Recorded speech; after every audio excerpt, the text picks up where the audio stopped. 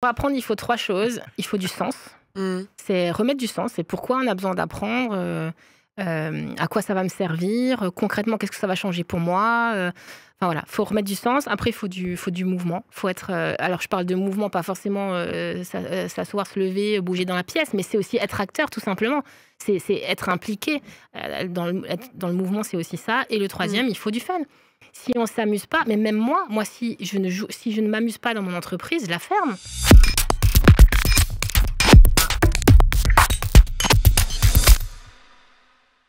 Eh bien, bienvenue sur l'émission Abracadabra, l'émission projet qui mêle vision et entrepreneuriat pour construire un monde nouveau.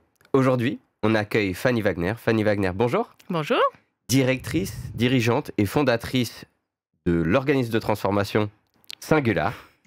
J'ai hâte d'en savoir plus. Merci d'être avec nous ce matin.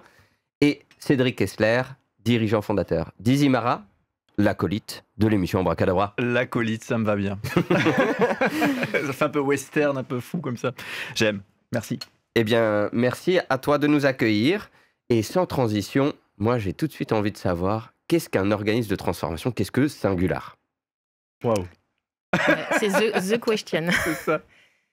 Alors, moi, j'aime bien dire que notre métier, c'est la transmission, sont les pédagogies, faire apprendre. Alors, dans le commun des mortels, on pourrait utiliser le terme développement des compétences. Bon, moi, il me plaît pas trop ce terme. Je trouve qu'il veut dire beaucoup de choses et pas grand-chose. En fait, on transmet des compétences et transformation. Pourquoi? Parce que nous, on le met au service. On met ces compétences au service, en fait, du changement dans les organisations, que ce soit pour elles-mêmes en tant que structure ou tout simplement dans les équipes. Et on a plusieurs moyens de faire ça. Le premier, de manière très standard, comme le monde l'achète aujourd'hui, c'est de la formation. Donc on a un joli catalogue, mais qu'on a complètement... Enfin, on a réinventé la formation. C'est pour ça que j'aime bien aussi l'acronyme, le préfixe plutôt trans devant formation, parce qu'on a transformé la formation. On en parlera peut-être plus tard. Et après, on a vraiment un studio de création où on crée des expériences innovantes et apprenantes pour transmettre le changement. Donc ça peut être de la formation, de la facilitation, des webinaires, des séminaires apprenants ou tout simplement de l'accompagnement en fait, pour les services RH ou les CODIR. Et notre signature autour de tout ça, et c'est pour ça qu'aussi je dis on a transformé la formation, même classique au sens du terme, c'est qu'on est des spécialistes des pédagogies actives et ludiques et de l'intelligence collective. Donc, je ne me reconnais pas dans formation et développement des compétences parce qu'on fait bien plus que ça et surtout, on crée vraiment des expériences. Donc ça, c'est notre métier aujourd'hui. Et il fut un temps, j'étais un organisme de formation et ça ne me parle plus du tout. Et aujourd'hui, on est un organisme de transformation pour toutes ces raisons. Bon, on y va tout de suite. Hein. Parce que là, tu ne peux pas nous teaser en disant on ira plus tard. Quelle est la différence entre organisme de formation et de transformation? Eh ben, c'est une très bonne question. On n'a que ça. On a que ça. Alors, je peux en parler 2 heures, moi, de ça. Ça tombe bien. On a presque ça. Alors, pendant longtemps, on a été un organisme de formation. Pendant 8 ans, parce que l'entreprise fêtera ses 13 ans. Et pendant 8 ans, on a été un organisme de formation. Et pour une anecdote supplémentaire, en plus, on faisait que de la formation en informatique. Ah dingue. Bon? Et d'ailleurs, on ne s'appelait pas Singular, on avait un autre nom. On a changé en 2022. Vous appelez comment? Oh non, je ne peux pas le dire. Ah bon? En fait, celui dont on ne peut pas prononcer c'est tellement loin pour moi et c'est tellement... presque pour moi, c'est comme s'il n'avait pas existé tellement. Je me demande même comment on a pu s'appeler. Comme ça, on s'appelait BIT Formation. IT pour Information Technology, l'abréviation en anglais. Donc BIT Formation. Ok. Quand je le dis, ça fait vraiment bizarre. Wow. Tellement c'est... Et pourtant, c'est ce c'est qui est plus venu. moi, c'est plus mon entreprise, c'est presque comme si ça avait. Mais pas c'est la même existé. structure qui a changé de nom ou il y a eu une Ouais, nouvelle c'est structure? la même structure qui a changé de nom. Ouais. Donc Ok. c'est quand même le bagage, l'héritage culturel presque de là où Tu vous redis ton venez. héritage presque. Les racines. Alors vous savez pourquoi? Parce que entre BIT et Singular, j'ai même créé une autre société qui elle s'appelait Symbiose. Et pour moi, l'héritage de Singular, c'est Symbiose, c'est pas BIT. Ok. C'est pour ça qu'en fait, ça peut paraître comme ça. Et c'est vrai que maintenant, en le disant, là, je m'en rends compte avec vous. C'est pas que je le renie parce que c'est des fondations. C'est comme le démarrage, c'est l'histoire. Il y a encore beaucoup de clients d'ailleurs de cette époque-là qui continuent à nous faire confiance sur les nouveaux sujets, les nouveaux métiers. Mais l'héritage, c'est plus Symbiose, qui était une structure que j'avais créée en 2019 et qui était un peu... j'allais dire c'était un peu un ovni. On est un ovni toujours, mais encore plus parce qu'en 2019, le monde n'était pas celui qu'il est aujourd'hui. Il n'y avait pas eu le Covid, il n'y avait pas eu tous ces changements, ces transformations. Donc le marché n'était pas prêt du tout. Et à l'époque, quand je suis arrivée avec des formations sur des thèmes et que moi je jugeais innovants et qu'il était, on m'a dit oula, Madame Wagner, c'est super ce que vous faites, mais on n'est pas prêt quoi. dans les entreprises, parce que nous on travaille avec les entreprises du commun des mortels, hein, donc des grosses structures, des grosses PME classiques. Et quand on est arrivé avec des formations comme les neurosciences, les émotions à la lumière des neurosciences, la psychologie positive en entreprise, la neurodiversité, etc., on m'a regardé avec des gros yeux comme ça. Déjà, il y en a qui me disaient « mais c'est quoi ? Vous ne connaissez pas, on ne comprend pas ». Voilà, donc pour moi, c'est plus ça, la naissance de Singular et l'héritage le plus cohérent et aligné avec ce qu'est aujourd'hui l'entreprise, c'est plus Symbiose que BIT. Mais oui, pendant 8 ans, j'ai été la dirigeante de BIT, formation, un organisme en formation informatique. Et du coup, aujourd'hui, il n'y a plus de formation informatique, on est d'accord ? Si, on en fait encore un peu. Si, on en fait encore. On n'a pas... j'ai pas jeté à la poubelle cette partie-là parce qu'on avait vraiment une expertise sur ces sujets. Donc, on l'a conservé. Simplement, voilà, j'ai annexé plutôt des sujets qui font sens pour moi et pour le monde voilà, dans la structure quand je l'ai complètement revisité. Okay. Et donc, la différence entre un organisme de formation... On y arrive. Pour revenir, pardon, mais moi, je ne sais pas être synthétique. De toute façon, vous verrez. Et puis, il y a une telle histoire derrière tout ça que synthétiser, c'est compliqué. Un organisme de formation, pour moi, et tel que aujourd'hui encore beaucoup d'entreprises l'achètent, c'est, voilà, il y a un collaborateur qui a un besoin très concret, opérationnel, souvent un savoir-faire et pas un savoir-être. Et il faut lui amener cette compétence. Donc, elles vont acheter une formation pour lui amener. Donc, nous, on se différenciait déjà à l'époque parce qu'on était... très focus sur les besoins, la méthodologie et pas en mode informatique didactique. Hein. Mais en tout cas, c'est ça. Alors qu'aujourd'hui, nous, on part plutôt des enjeux des entreprises. C'est voilà, qu'est-ce qui se passe en fait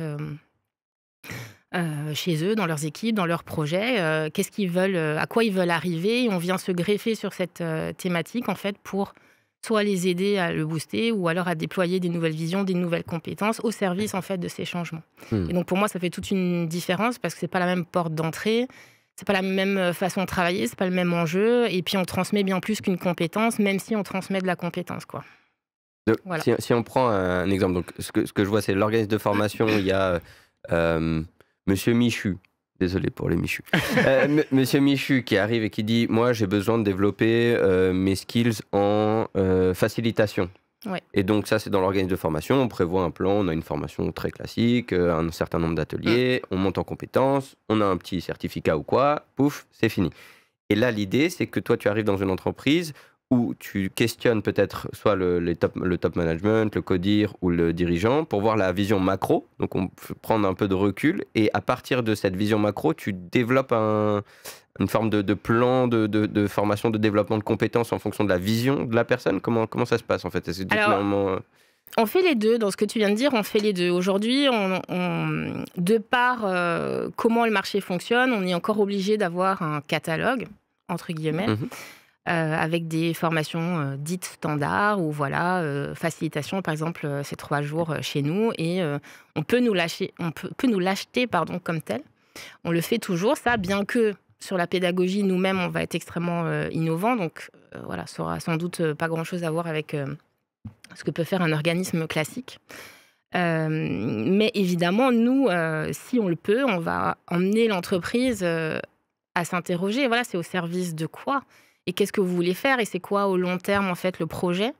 Et quand on veut former, par exemple, des facilitateurs, je pourrais prendre un autre exemple que la facilitation, parce qu'il y a plein d'autres thèmes sur lesquels on intervient, mais c'est de dire, OK, et après la formation, il va se passer quoi ? Comment vous continuez d'accompagner ?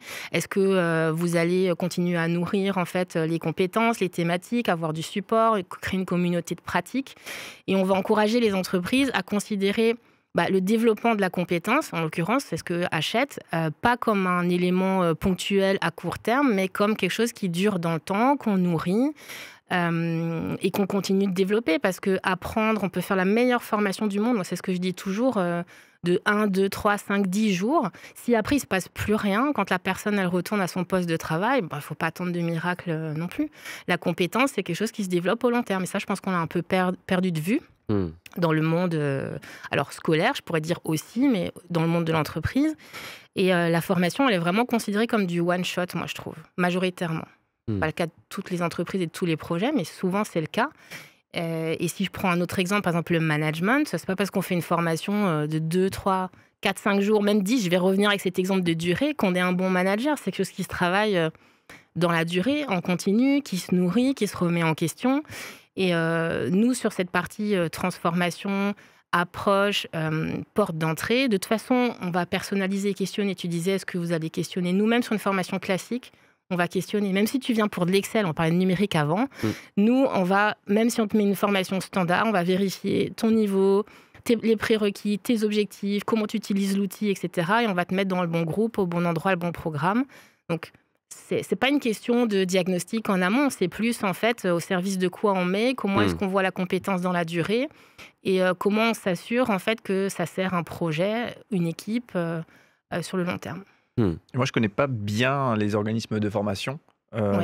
Et du coup, qu'est-ce qui.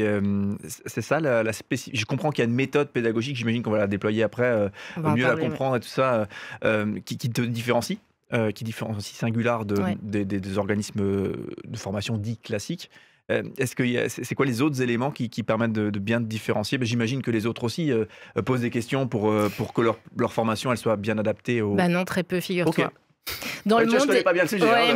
Alors, pour moi, je disais, ça fait 13 ans que j'ai cette entreprise, mais j'ai travaillé avant dans ce domaine et ça reste un mystère pour moi qu'aujourd'hui encore... on puisse appeler par exemple un organisme et dire je veux m'inscrire sur telle formation et qu'on dise oui, ok, je vous inscris et basta. Ça pour moi c'est incompréhensible. Nous on part du principe qu'une personne qui doit choisir une formation, elle ne sait pas s'auto-positionner sur une formation. Elle sait quel sujet et quelles compétences elle veut aborder. Par contre, quel est le meilleur format en termes de durée, de contenu, si c'est du sur-mesure ou pas, etc. C'est nous notre métier en fait d'orienter les gens. Donc il y a certains organismes qui vont faire un certain niveau de positionnement ou de diagnostic pré-formation. C'est comme ça c'est le vocabulaire, c'est la mécanique. Okay.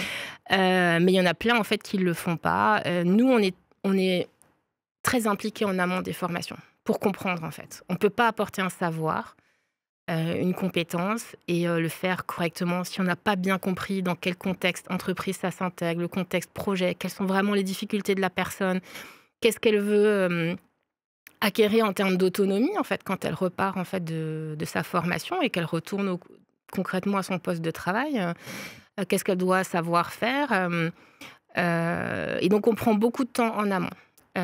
Et après, nous, notre travail, c'est d'orienter. C'est de dire, OK, la préconisation pédagogique optimale, c'est celle-ci, en durée, en contenu, avec telle personne. Donc ça, c'est une première grosse différence. C'est qu'on est... pour moi... La qualité, en premier, elle est là. Après, il y a la qualité de l'intervenant, les méthodes qu'on va employer en salle, évidemment. Mais sans la première étape, vous pouvez faire ce que vous voulez en salle. Enfin, si la personne n'est pas au bon endroit ou qu'à un moment donné, elle va s'ennuyer parce qu'elle sait déjà, ou à l'inverse, elle va sortir les rames parce qu'en fait, elle n'avait pas les prérequis et que ce n'est pas tout à fait ce qu'elle avait demandé, il n'y a rien de pire en formation. Et après, la différence, oui, c'est les pédagogies. Alors, en numérique, évidemment, on ne fait pas de ludopédagogie, c'est compliqué, même si on essaye... J'allais le dire, comment tu rends alors, le tableau numérique... Excel innovant? Moi, je veux savoir comment tu utilises les petits Lego dans la formation Excel. J'ai envie de m'y amuser. Alors, numérique, je le mets un peu à part, bien que vraiment, on a formé, nous, nos formateurs, plus sur des méthodes d'icebreaker, de comment revalider qu'un savoir, il est acquis ou pas, par des exercices ludiques ou des outils digitaux qui permettent de le faire. Mais on est quand même plus limité, parce que ça reste de la fonction logicielle en fait. Tu n'arrives pas encore à intégrer les petits Lego dans le tableau, le fichier? Non, et qu'en fonction d'un algorithme qui te dit en fonction de le prénom, il y a un nouveau nom. On peut faire des trucs très ludiques et très graphiques sur Excel, figure-toi. Ça, je ne sais pas. C'est avec Power BI? Non, alors Power BI, non, c'est pas ludique, non. Okay. Non, ça non. Non, non. Non, mais par contre, sur tous les autres sujets, donc j'en ai pas parlé, mais on va faire du management beaucoup, de l'intelligence émotionnelle, de l'intergénérationnel, de la gestion du temps, du stress, de la gestion de projet, de la communication écritorale, 3 petits points, parce qu'il y en a beaucoup des sujets. Là, par contre, on s'applique vraiment à être dans des pédagogies actives et ludiques, donc ça va commencer par utiliser plein de moyens kinesthésiques. On va utiliser ce qu'on appelle des médias. Soit pour faciliter la prise de parole, soit pour captiver l'attention, soit pour ancrer la mémorisation. Donc ça peut passer, là j'ai ramené, voilà, il y a plein de Lego dans cette tête Lego, voilà, mais ça peut passer par des cartes de photolangage, divers objets variés. Nous, on a des armoires, c'est pas les sacs de Mary Poppins, c'est les armoires de Mary Poppins. Tellement on a de supports et de médias qu'on peut utiliser pour faire apprendre. À quoi ça sert, par exemple, d'utiliser un petit Lego? Alors, exemple premier, qui est le plus facile, c'est que nous, quand on démarre une formation, la première chose qu'on doit faire, c'est créer un cadre de confiance. Notamment quand on est sur des sujets profonds, management, intelligence émotionnelle, il faut que les gens soient dans les conditions pour parler. Donc, la première chose, ça sera, on travaille nos locaux qui permettent de faire ça, mais on va commencer par faire des tours de table qui ne sont pas orientés juste pourquoi je suis là, qu'est-ce que je viens chercher, mais c'est qui je suis, avec quoi je viens. Et passer par un support kinesthésique comme les Lego, c'est de proposer en fait aux gens... alors, on en a plein des boîtes pleines comme ça, mais c'est de leur mettre à disposition plein de personnages et de leur dire, voilà, vous choisissez. Tiens, vas-y. Tiens, au pif. Vas-y. Ah non, c'est bon, au pif. Au pif, je fais la petite sirène. Tu veux aussi en choisir un? Mais il y aurait Je vais la mettre à côté de mon petit Comment totem. ça s'appelle? Un Stormtrooper, c'est ça? Je suis pas douée en Star Wars. Ouais, mais je suis plus douée en Star Wars qu'en formation. C'est de dire, voilà, leur mettre à disposition ça ou d'autres choses et de leur dire, voilà, trouvez celui qui correspond à votre énergie là, avec laquelle vous êtes venu, votre état d'esprit, votre humeur du moment, et de s'en servir pour parler. Donc quelqu'un pourrait arriver et dire moi ce matin, franchement, je suis pas de bonne humeur, ça s'est mal passé hier avec mon manager, donc j'arrive pas dans de super bonnes dispositions, je suis plutôt en mode je pourrais descendre tout le monde. En fait, ça libère la parole en fait. Okay. Donc c'est ce que je disais avant, le média, soit il est là pour favoriser la libération de la parole, soit pour captiver l'attention, soit pour ancrer un apprentissage, mais ça peut être aussi tout simplement pour mobiliser de l'enthousiasme, pour rendre la personne acteur, sortir de la position statique. Il n'y a rien de pire que... Je suis sûre que vous avez déjà fait des formations, vous avez passé 2 jours à écouter quelqu'un parler assis à une table avec votre feuille et votre stylo. Sauf que j'y arrive pas. Ah. Donc du coup, moi, je fous le bordel. Eh ben moi non plus. Depuis toujours. Moi, je n'y arrive pas non plus. Et à l'école, c'était mon grand problème aussi. Pareil. Parce que, voilà, c'est... En fait, je ne sais pas si c'est en France, en Europe ou... Voilà. Je pense qu'il y a une question de culture, mais... En France, pas mal. On n'est pas doué pour faire apprendre, vraiment. Et nous, on repasse par des médias qui peuvent paraître enfantins. On en a des très sérieux aussi. Là, j'ai ramené ceux-là aujourd'hui. On travaille beaucoup avec des feux, des post-it. Il y a plein de choses très... graphique, mais c'est de sortir aussi de la posture de consommateur. C'est quand on vient apprendre quelque chose, c'est pas je m'assieds et j'écoute quelqu'un et je consomme des paroles.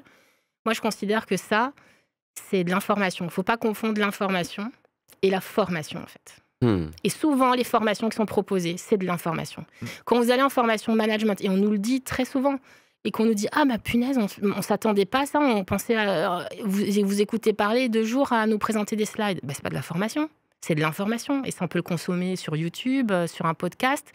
Et c'est pas parce qu'on reçoit tout un flot de paroles, de concepts et d'explications que derrière on est capable d'en faire quelque chose. Et la formation, c'est ça la différence avec l'information, c'est avoir compris quelque chose.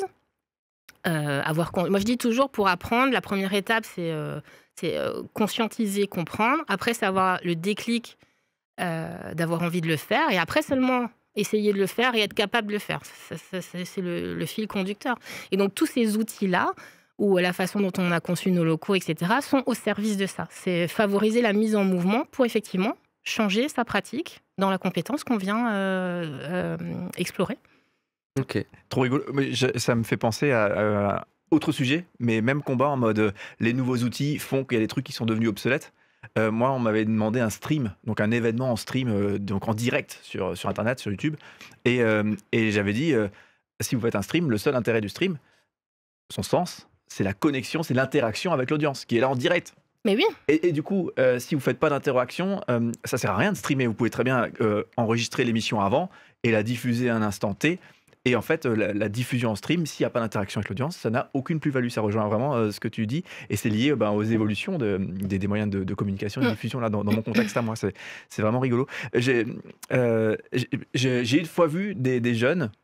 Donc, en plus, c'était des jeunes, hein, donc on pourrait pas dire ah ouais, c'est les vieux qui sont un peu qui traînent des pieds quand ils voient des feutres et des Legos, mais des jeunes qui se sont sentis infantilisés Ouais. par l'utilisation d'outils de ce type-là et qui n'ont pas été assez malins pour voir que c'était des outils qui permettaient justement d'aller au-delà C'est un jugement. Ouais, ouais, en disant Ils qu'ils sont n'ont pas été peut-être assez... très malins. Ouais, non, mais là, pour ce coup-là, en tout cas, ils n'ont pas été assez malins, ils l'ont pas vu. Et ils ont été un peu en mode oh, on nous infantilise et tout ça. Ouais, ça nous arrive. Ouais, ça arrive. Ouais, alors c'est des craintes qui existent, hein, sur tout ce qui est ludopédagogie. Alors déjà, je voudrais rappeler que la ludopédagogie, c'est pas le jeu pour le jeu, c'est le jeu au service de l'acquisition d'une compétence ou de l'avancement d'un projet. Donc on joue pas pour jouer. Le média ou le jeu qu'on va employer Dommage. ou qu'on va créer, il est au service de quelque chose. Qu'est-ce que dis-tu? J'aime jouer pour jouer. Ouais. Ah oui, alors aussi, bah nous aussi, mais Le évidemment. Mais là, on est quand même dans un cadre sérieux, dans l'entreprise. Il y a une attente. L'achat, c'est mon collaborateur, il doit, après la formation, atteindre tel objectif. Donc, ce qu'on va mettre en œuvre comme technique créative, collaborative ou ludique doit servir ça. Donc voilà, ça je le rappelle parce que de temps en temps, ludopédagogie, le préjugé, ça peut être pourquoi on n'a pas besoin de jouer pour apprendre. Bon. Ça, c'est aussi une croyance très forte que je voudrais tout de suite débunker, c'est comment les enfants ils apprennent. En jouant, hein. C'est le meilleur moyen. Et je trouve que quand on vieillit, quand on devient adulte, on a tendance à vouloir renier tout ce qui s'est passé dans l'enfance, alors que c'est les fondements de ce qui nous a permis d'être ce qu'on est. Donc nous, on reprend, oui, quelque chose qui est apparenté à l'enfance, mais est-ce que vraiment c'est à jeter à la poubelle alors que ça nous a permis d'apprendre un peu tout? Enfin, moi, je re-questionne ça. Et dans nos bureaux, d'ailleurs, on a un tableau en anglais qui dit, et pardon pour mon accent anglais, Don't grow up, it's a trap. C'est un piège, mais c'est vrai, en fait, on perd tellement de choses de l'enfance quand on est adulte. Donc, on peut avoir ce genre de choses. On nous l'a dit. Évidemment, bon, nous, on pourrait forcer, convaincre. On essaye. Après, quand on voit que les gens sont pas open, ils sont pas open. Ben, restez devant votre PowerPoint et vos 100 slides, quoi. On peut rien faire, quoi. Par contre, on a des entreprises qui sont arrivées avec des doutes en disant mince, est-ce que ça va correspondre à notre public, notamment quand on est dans des industries et qu'on forme des agents de logistique, des fonctions un peu moins support, plus terrain opérationnel, et qui ont quand même testé. Et franchement, on n'a jamais eu de réfractaires. Et les personnes qui sont arrivées en étant dans une énergie un peu dubitative, sceptique, on les a tous embarqués. Nous, on a dans nous tous pro, quand on a des résistances ou des objections sur des personnes qui veulent, qui se prêtent pas au jeu, au sens large du terme, on utilise la technique, j'utilise la technique d'inviter à faire une expérience, tout simplement, en disant là, on va faire 2 heures d'expérience. Est-ce qu'on peut se dire que c'est juste une expérience et qu'après ça, en fait, on revient dans le monde. Est-ce que tu utilises des techniques spécifiques? Est-ce qu'il y a des phrases clés ou dans la trame de ce que vous utilisez, quand il y a vraiment des résistances à aller jouer, à se dire pourquoi je vais être une petite sirène Non, alors nous on essaye de demander à nos interlocuteurs, donc c'est les décisionnaires avec qui nous on traite sont des RH, des dirigeants parfois, c'est sérieux. De toute façon, s'ils font appel à nous, c'est affiché partout, donc bon... Ils ne peuvent pas découvrir en faisant appel à nous. Ensuite, on va les questionner et on va leur demander effectivement. Nous, on préfère savoir si de base, il y a des personnes qui sont un peu sceptiques, réfractaires. Mais ce n'est même pas par rapport aux pédagogies. Vous savez, il y a des gens qui viennent en formation réfractaires à la formation ou au sujet de la formation. Même ça, on va le demander. Mais vous les avez rencontrés avant, du coup, non? Alors, c'est souvent Alors, nous, on échange généralement avec les futurs apprenants en amont. Donc, c'est quelque chose que soit nous, on détecte, soit l'entreprise nous le dit. Donc, généralement, on est au courant. Si ça arrive qu'on ne soit pas au courant, c'est la posture, en fait, et les techniques d'animation qui vont en fait gérer la chose. Je pense que ça se fait... on n'a pas de technique particulière. On n'a pas... quelque part une procédure ou des techniques en disant ok, j'ai quelqu'un de réfractaire, comment il faut que je fasse? Moi je pense que expérience. Alors j'allais dire nos formateurs, je pense que ce qui change aussi dans notre approche, c'est que les formateurs, c'est pas... souvent, derrière formateur, on a la vision d'une personne experte, le sachant, qui vient en posture autre, transmettre sa connaissance. Nous, on utilise le mot formateur, mais c'est plus des facilitateurs d'apprentissage. Et la posture joue beaucoup, en fait. Je pense que ce qui nous caractérise aussi, c'est que nos formateurs, ils sont accessibles, ils n'ont pas cette posture haute. Et de ne pas avoir ces PowerPoint et de parler comme ça, ça change tout, en fait. Donc, ces personnes-là, comme toi, on va leur proposer de suivre l'expérience avec les autres personnes qui sont là. Et en fait, ça va se faire tout seul. Je pense que quand toutes les conditions sont réunies pour accueillir correctement les gens, les mettre en confiance, libérer la parole, les rassurer, parce que souvent c'est une question de stress aussi. Il y a beaucoup de personnes qui viennent en formation, elles ont des appréhensions, elles sont stressées. Oh, je fais en formation, moi j'étais stressée de venir là, devant un micro, il y en a d'autres. Elles sont stressées de venir en formation. Souvent, justement, le fait d'avoir des médias, ça leur permet de le dire. Parce qu'on ne dit pas la même chose. Je vous assure que si tu prends un de tes objets que tu as pris là, et tu dois te présenter à partir d'eux, tu diras pas du tout la même chose que si on te dit « Vas-y Cédric, présente-toi ». C'est vrai. Surtout devant un groupe, et encore plus avec un groupe composé avec des personnes que tu connais pas. Alors que si tu prends ça, c'est comme si le cerveau, en fait, il prend un autre chemin, et souvent les gens sont eux-mêmes surpris de ce qu'ils ont dit grâce à l'objet. Donc c'est de la magie. Moi, j'aime bien dire qu'il y a quelque chose de magique. Ah, on aime bien la magie à Abracadabra. Ouais. Et on nous le dit souvent, il se passe un truc dans vos locaux, il se passe un truc dans vos formations, c'est bizarre. Ouais. Alors qu'il n'y a rien de mystique, je précise. Mais je pense que c'est tout ce qu'on emploie et qui justement sort vraiment les gens de leur quotidien. Ils arrivent dans un autre univers, ils vont passer de la posture consommateur à acteur, ils vont avoir plein de trucs à manipuler. En fait, on les décable de leur routine sur laquelle ils sont scotchés et du coup, il se passe des choses qui ne se passeraient pas du tout devant un PowerPoint. Et du coup, vous les recablez à quoi? Parce que ce que j'ai lu, c'est que singular is future, donc singular est le futur. Ouais. Et du coup, à quelle vision du futur vous les recablez? À quel monde nouveau? Quand vous les décablez de l'opérationnel quotidien. Ouais. Alors, en soi, dans nos prestations... Alors, sauf si vraiment on est sur des sujets ou des projets qui nécessitent, où c'est clairement conscientisé, dit et affiché qu'on travaille un futur et où on va le faire. Dans les autres formations classiques, on ne le fera pas. Pour autant, vous l'êtes. Ouais. Alors, attends, j'ai trop de trucs qui me viennent en même temps. Vas-y, on a l'espace. Alors, tu veux savoir pourquoi il y a le is future et pourquoi ça s'appelle singular? Parce que finalement, c'est ça que j'entends moi dans ta question. Tu peux commencer par là, mais donc je veux quand même voir comment en fait, après tu amènes tout ton écosystème à ça, en interne comme en externe. Ouais. Ok. Alors, pour expliquer le nom, quand à un moment donné, vraiment, ce nom, je n'en pouvais plus, l'ancien, donc, et j'ai dit, il faut vraiment changer le nom. Et je me suis dit, mais comment on va bien pouvoir s'appeler? Et j'étais coincée, moi, dans toutes mes pensées et toutes mes visions de la vie, du monde, de l'entrepreneuriat, de l'entreprise, etc. Et puis de notre métier aussi. Et franchement, je ne trouvais pas. Et ça faisait 1 an que j'avais écrit sur un tableau noir dans mes bureaux le mot singularité en grand. Et j'avais dessiné autour. Et je me disais, c'est vraiment con, je ne peux pas utiliser singularité, ça ne le fait pas. Et une de mes collaboratrices m'a dit, mais prends-le en anglais, singular. Et je me suis dit, mais évidemment. Voilà, ça m'était pas... Je voulais sortir de l'anglais aussi à l'époque, je pense. Et pourquoi singular? Et pourquoi j'avais ce mot singularité d'affiche dans mes bureaux? Parce que moi, c'est ma conviction profonde, c'est que pour construire un autre futur, il faut que les personnes se reconnectent à leur singularité, qu'elles la découvrent et, au-delà de la découvrir, qu'elles la déploient. Moi, je trouve qu'on est dans un monde où tout est fait pour nous rendre conformes, nous harmoniser, mais qu'on soit tous identiques, presque des clones, en fait. L'école y contribue beaucoup, mais le monde de l'entreprise aussi, etc.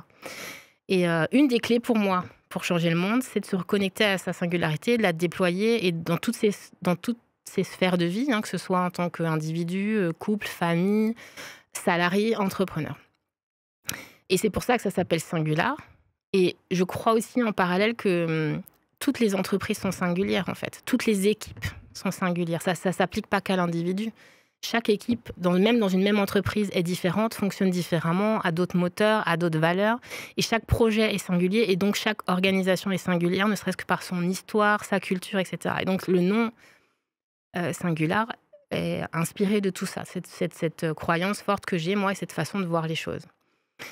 Et le Is Future est rattaché parce que tant qu'on ne se focalisera pas sur les singularités, on ne peut pas construire un futur qui soit aligné et en cohérence avec ce qu'on est, ce vers quoi on veut aller, qui nous est propre. Donc ça, c'est pour l'histoire du nom.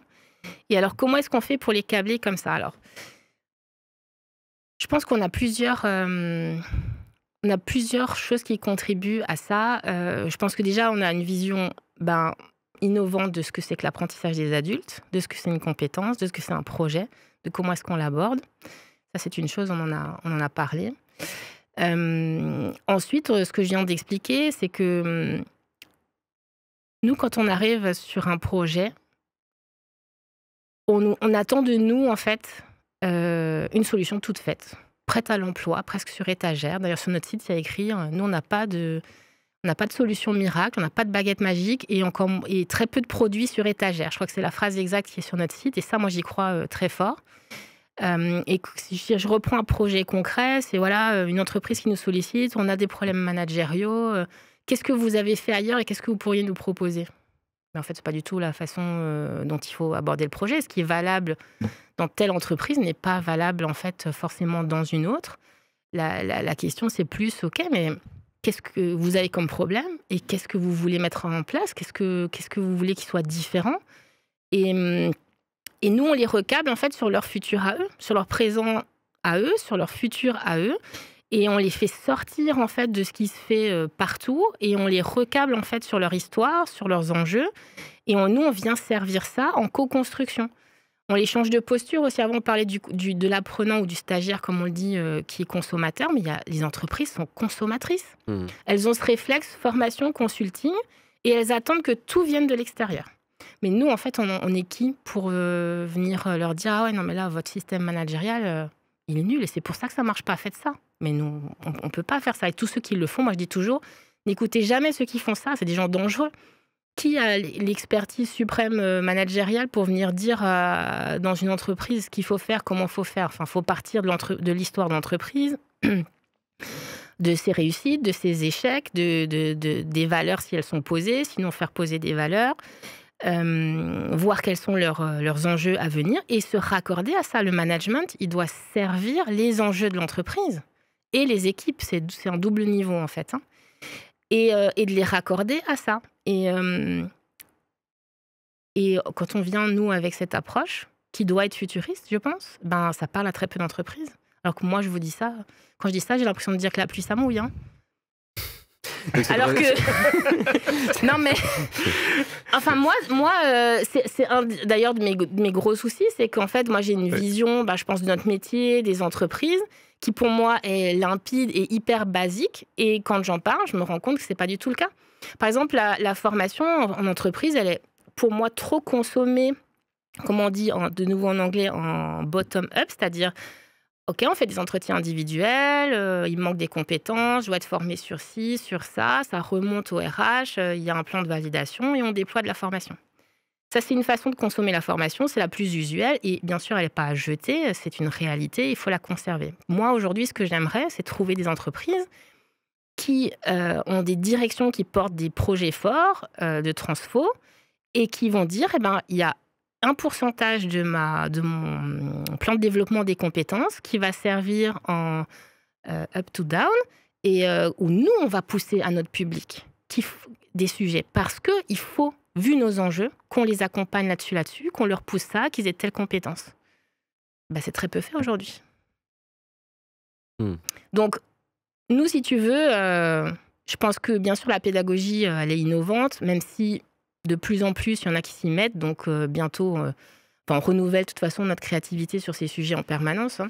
Studio de création. On est formé en permanence, on s'inspire énormément de plein de facilitateurs, de formateurs et de techniques innovantes, des neurosciences aussi beaucoup, qui nous expliquent qu'est-ce que c'est que vraiment apprendre. Je pense qu'on est très mauvais là-dessus, comment fonctionne le cerveau. Mais après, c'est aussi comment est-ce qu'on va rentrer dans les projets, qu'est-ce qu'on va expliquer aux entreprises. Et le fait qu'on co-construit, on est dans une posture, nous, où on va partir d'un existant et on va compléter. Avec, oui, des savoirs, une expertise, mais en les rendant acteurs des projets. Et ça, je pense que c'est plus, je ne sais pas si on les capte sur le futur, on sert leurs projets futurs, mais c'est plus dans la posture dans laquelle on les met, les techniques qu'on emploie et notre vision et nos partis pris aussi sur les sujets qui sont souvent différents, par lesquels on les embarque vers le futur. Okay. C'est pas du tout synthétique et j'ai l'impression pas du tout clair non plus ce que je raconte. Vous me dites, non, c'est clair. J'ai suivi l'ensemble. C'est bon. J'ai suivi l'ensemble, mais par contre, je me mets à la place des dirigeants et je me dis quand même, je me pose quand même une question. J'entends la singularité des équipes, des projets, des individus. Ouais. J'entends, c'est la vision que tu partages pour le monde futur. Toutefois, je me dis, ça reste du super spécifique. C'est-à-dire que si je commence dans une équipe où, mettons 20 personnes, prenons une taille ou 15 personnes, prenons une taille d'une équipe de 15 personnes, si je commence à faire du spécifique pour les 15, que madame un tel veut ci, monsieur un tel veut ça, comment en fait il est possible de mêler le spécifique, c'est-à-dire de vraiment se baser sur la singularité des individus, et de connecter sur du global qui est, on veut quand même aller dans une vision quelque part. Enfin, je comprends la question, c'est une question qu'on a souvent et c'est un premier réflexe quand on explique ce qu'on fait, c'est de se dire « Oula, avec eux, c'est que du sur-mesure, ça va coûter une blinde et ça va prendre du temps, etc. » C'est pas forcément le cas parce que... J'ai dire, c'est le cas. Non. En dessous de 50 000, on vient pas. Non, pas du tout. Non. Franchement, en plus, nous, on est une petite structure, je l'ai pas dit, mais on est une TPE. On est 4 dans le cœur de l'entreprise. Après, on fait travailler tout un tas d'intervenants qui sont extérieurs. Un écosystème, ouais. Voilà. Mais on est accessible et on souhaite rester accessible. D'ailleurs, moi, dans mon business model, il y a une partie...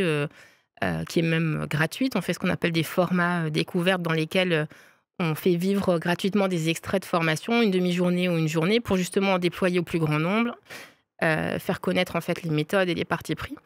Et au-delà de ça, même dans la partie payante, on a des tarifs qui sont tout à fait moyens du marché. Donc, c'est pas une question de 50 000 ou de tickets d'entrée ou quoi que ce soit. Mais on a une partie très standard en fait.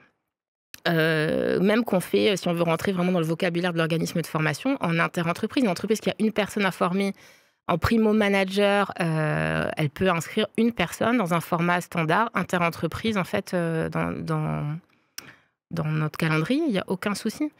L'idée, c'est pas de faire du sur-mesure à tout prix, c'est de faire ce diagnostic, de prendre ce temps de se poser les questions, de voir vraiment qu'est-ce qui se passe, où on veut aller, c'est quoi le problème, et après, nous, on oriente vers les solutions.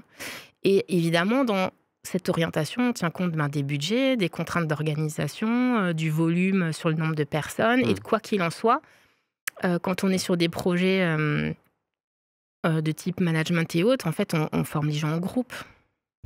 Tu vois, on va pas dire une entreprise qui a, je dis n'importe quoi, 6 managers à former, on va pas faire pour chaque personne une formation à part. Donc on va mutualiser, on va faire un diagnostic, on va relever le tronc commun de toutes les compétences en fait qu'il faut couvrir et on va optimiser et mutualiser en fait les besoins pour les regrouper. Et après, si vraiment il y a des choses très spécifiques, par exemple, oui, tous les managers ne font pas du management à distance. Donc, s'il n'y a qu'une personne sur les 6 qui manage des gens à Strasbourg et à Lille, par exemple, oui, lui, on lui fera un complément sur le management à distance parce que les autres n'en ont pas besoin. Mais notre métier, c'est pas de dire on fait pour chaque personne une autre formation. C'est de mutualiser, c'est de comprendre les besoins, les projets et de proposer des solutions qui soient accessibles et financièrement, et en durée, et en mise en œuvre. Donc du coup, c'est plus la singularité du groupe basé sur l'analyse bottom-up des individus. Et du projet. Et des besoins. Et qui se retrouve au milieu pour proposer un plan futuriste. Futuriste, je ne sais pas, mais qui sert le futur de l'équipe, du projet, de l'entreprise. Et après, je parlais de parti pris et de vision. Je pense que... je vais reprendre l'exemple du management parce que c'est le plus basique hein, et c'est celui qui est consommé dans toutes les entreprises. Mais c'est quoi un manager? C'est quoi le management? Tu demandes ça à 10 personnes, ils ont tous une autre définition. Dans certaines entreprises, le management, c'est encore juste être un gestionnaire en fait. Hein. Faire des entretiens, gérer les congés, donner des tâches, alors que le management, c'est une question de posture, c'est être leader, c'est mobiliser ses équipes, c'est servir les projets, c'est faire grandir les individus, etc. Donc, nous, en management, on ne forme pas sur des outils, on forme sur de la posture. Et donc, c'est une autre vision, une autre approche en fait des sujets aussi. La dernière fois, j'ai eu un échange, enfin juste avant la fin d'année, j'ai eu un échange avec un manager d'un très grand groupe qui m'a dit que pour lui, le management, c'était management, c'est-à-dire de faire grandir, de faire monter en expérience, en maturité ses collaboratrices et collaborateurs. Je trouvais ça...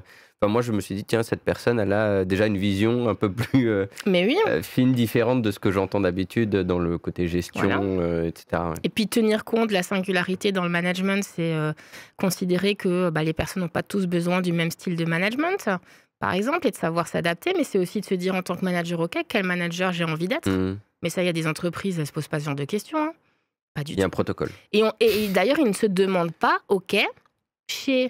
Alors, je ne citerai pas de nom, mais par exemple, je vais prendre avec le mien. Chez Singular, on a besoin de quoi comme manager?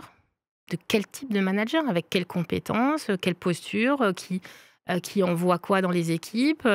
Qui propulse quoi, etc. Beaucoup d'entreprises ne se posent pas ce genre de questions. Le chez management, Singular, vous avez répondu comment? À ça? Il n'y a que moi qui suis manager chez Singular. Du coup, quel type de manager es-tu? Ah là là, moi tu sais quoi? Encore une très bonne question. Mais là, en fait, on va faire 24 heures d'émission. Moi, vous allez être sans doute hyper surpris de ce que je vais vous dire. Et je le dis toujours, même à mes équipes, moi, je n'aime pas manager. OK. Alors, j'aime énormément mes collaboratrices. C'est pas une question d'aimer les gens ou pas, parce que souvent, on se dit « Oh, elle n'aime pas les gens. » Mais ça n'a rien à voir. C'est que manager, pour moi, c'est un métier à part entière qui prend 100% du temps. Et qui demande une implication émotionnelle, qui génère une charge mentale de dingue. Et quand on veut bien faire son métier de manager, c'est de la remise en question permanente, c'est du temps de dialogue, c'est comprendre quels sont les leviers de motivation de chaque personne, quel style de management il a besoin, c'est faire des grands écarts justement entre les styles de management. Et ça, pour moi, c'est hyper dur. Je trouve que c'est un métier hyper dur, manager. Ça m'a mené au burn-out. Moi, littéralement, hein, dans mes il y en a beaucoup, hein, ouais. Et puis... c'est ce qui m'a tué. Voilà. En fait, il y a énormément de problèmes managériaux dans les entreprises parce qu'il y a des problèmes de motivation, de cohésion, de conflits. Enfin, voilà, je pourrais citer plein d'autres thématiques. Et il y a une vraie souffrance managériale parce que souvent, les gens ne sont pas accompagnés. Hein. En France, c'est beaucoup allez, cadeaux, promotion, tu deviens manager, poum, voilà. Quand ils ont de la chance, ils ont 2 jours de formation en management niveau 1, comme nous, on va en faire. Hein. Je ne critique pas, hein, parce qu'on en fait aussi. Et puis après, c'est bon.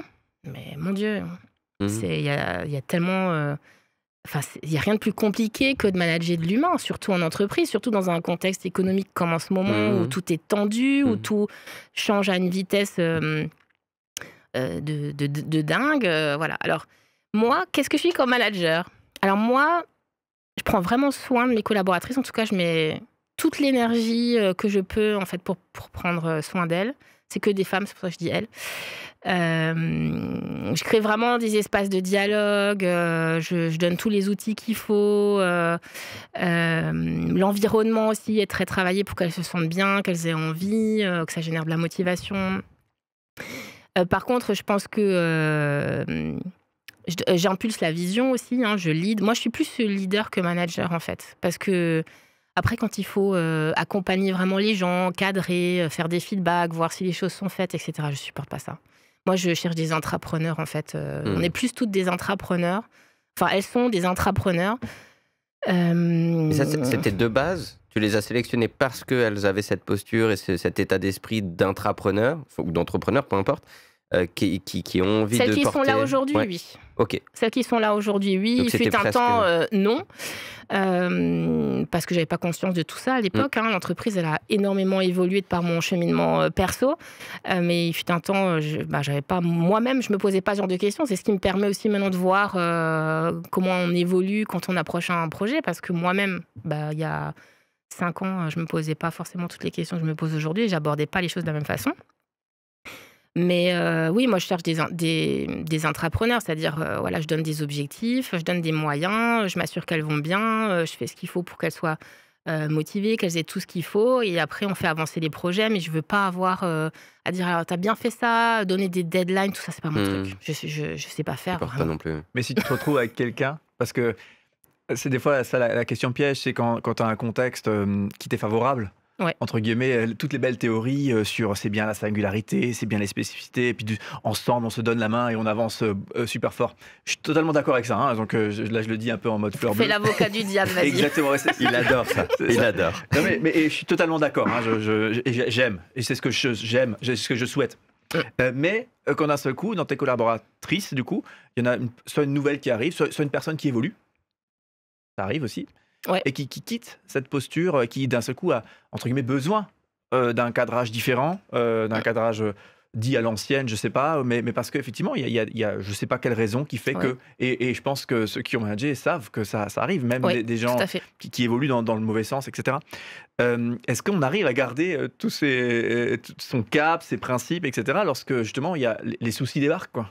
Mais c'est ça qui est difficile. Alors moi, je peux me permettre, parce que c'est ma propre entreprise et que c'est une TPE, de dire, eh ben, je recrute des personnes qui rentrent dans ce cadre. Alors, j'ai jamais eu le cas de gens qui, en cours de route, ont changé de besoin ou de posture, ou en tout cas pas de manière comme tu viens de le décrire, donc j'y ai jamais été confrontée.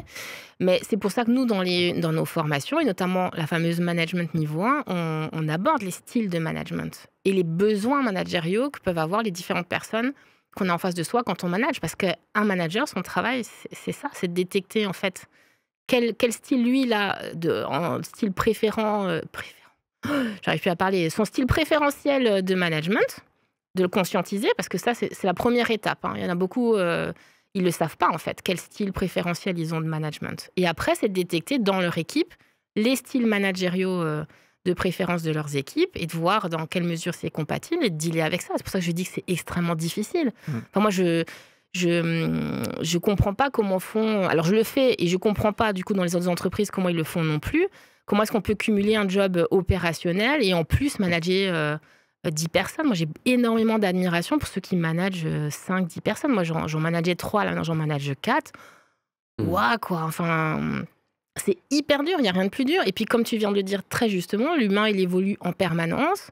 Moi, dans la singularité, je tiens compte aussi de l'humain dans son entièreté, c'est-à-dire que je manage aussi leur état d'esprit du moment, hein. Dans les réunions d'équipe, une fois par semaine, on fait vraiment une météo, mais pas une météo qui dure 30 secondes. C'est vraiment, j'ai permis le cadre d'expression pour qu'elles s'expriment sur qu'est-ce qu'elles vivent dans leur vie en ce moment. Et je tiens compte dans mon management de ça. On ne peut pas demander à une personne, sa maman a un cancer, je dis n'importe quoi, d'être au top en fait et de ne pas être influencée par ses émotions ou ses contraintes de vie, etc. Donc, évidemment, plus on est, plus c'est compliqué de faire ça, mais on peut quand même le faire. Moi, je pense qu'il faut pas dire, c'est un peu le et ou le ou.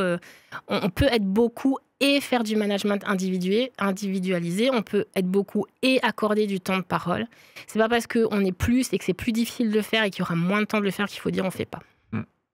Et parce que moi, je pense, je gravite un peu dans des contextes pareils où les gens avec qui je travaille, ils sont chauds, ils ont envie d'être là. Intrapreneur, tu disais. Hein, Ouais. voilà.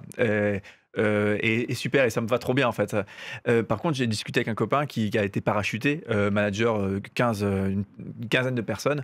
Lui, il est vraiment, il est expert, il est à l'écoute. C'est un gars vraiment super, quoi. T'aimerais que ça soit ton manager, quoi. Et il avait dans son équipe, qu'il a découvert en arrivant, des gens à contre-courant à 100%, des gens qui étaient dans des problématiques, dans des contre-courants où ils ne pouvaient rien faire en fait.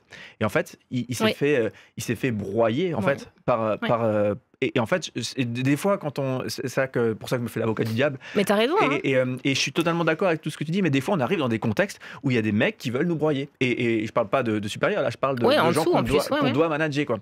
Eh ben, qu'est-ce qu'on fait avec ça? Des gens qui seront jamais contents. Désolé, je m'énerve un peu.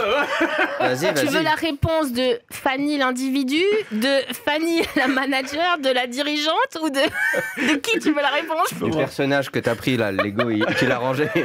Non, alors, Moi, je suis d'accord avec toi et c'est une réflexion qu'on nous fait souvent, honnêtement, que c'est un peu utopique. Hein. D'ailleurs, des fois, on nous prend pour... Enfin, on nous dit, vous êtes des bisounours, tu vois.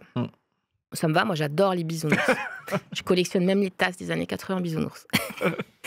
Alors, comment je vais répondre à ça? De toute façon, en France, je pense qu'on a une culture très particulière, en fait, de l'équipe, du management, de la valeur travail, de comment on considère en fait le travail par rapport à la vie privée, etc. Et il y a des personnes qui, effectivement, par défaut, en fait, elles ne veulent pas communiquer.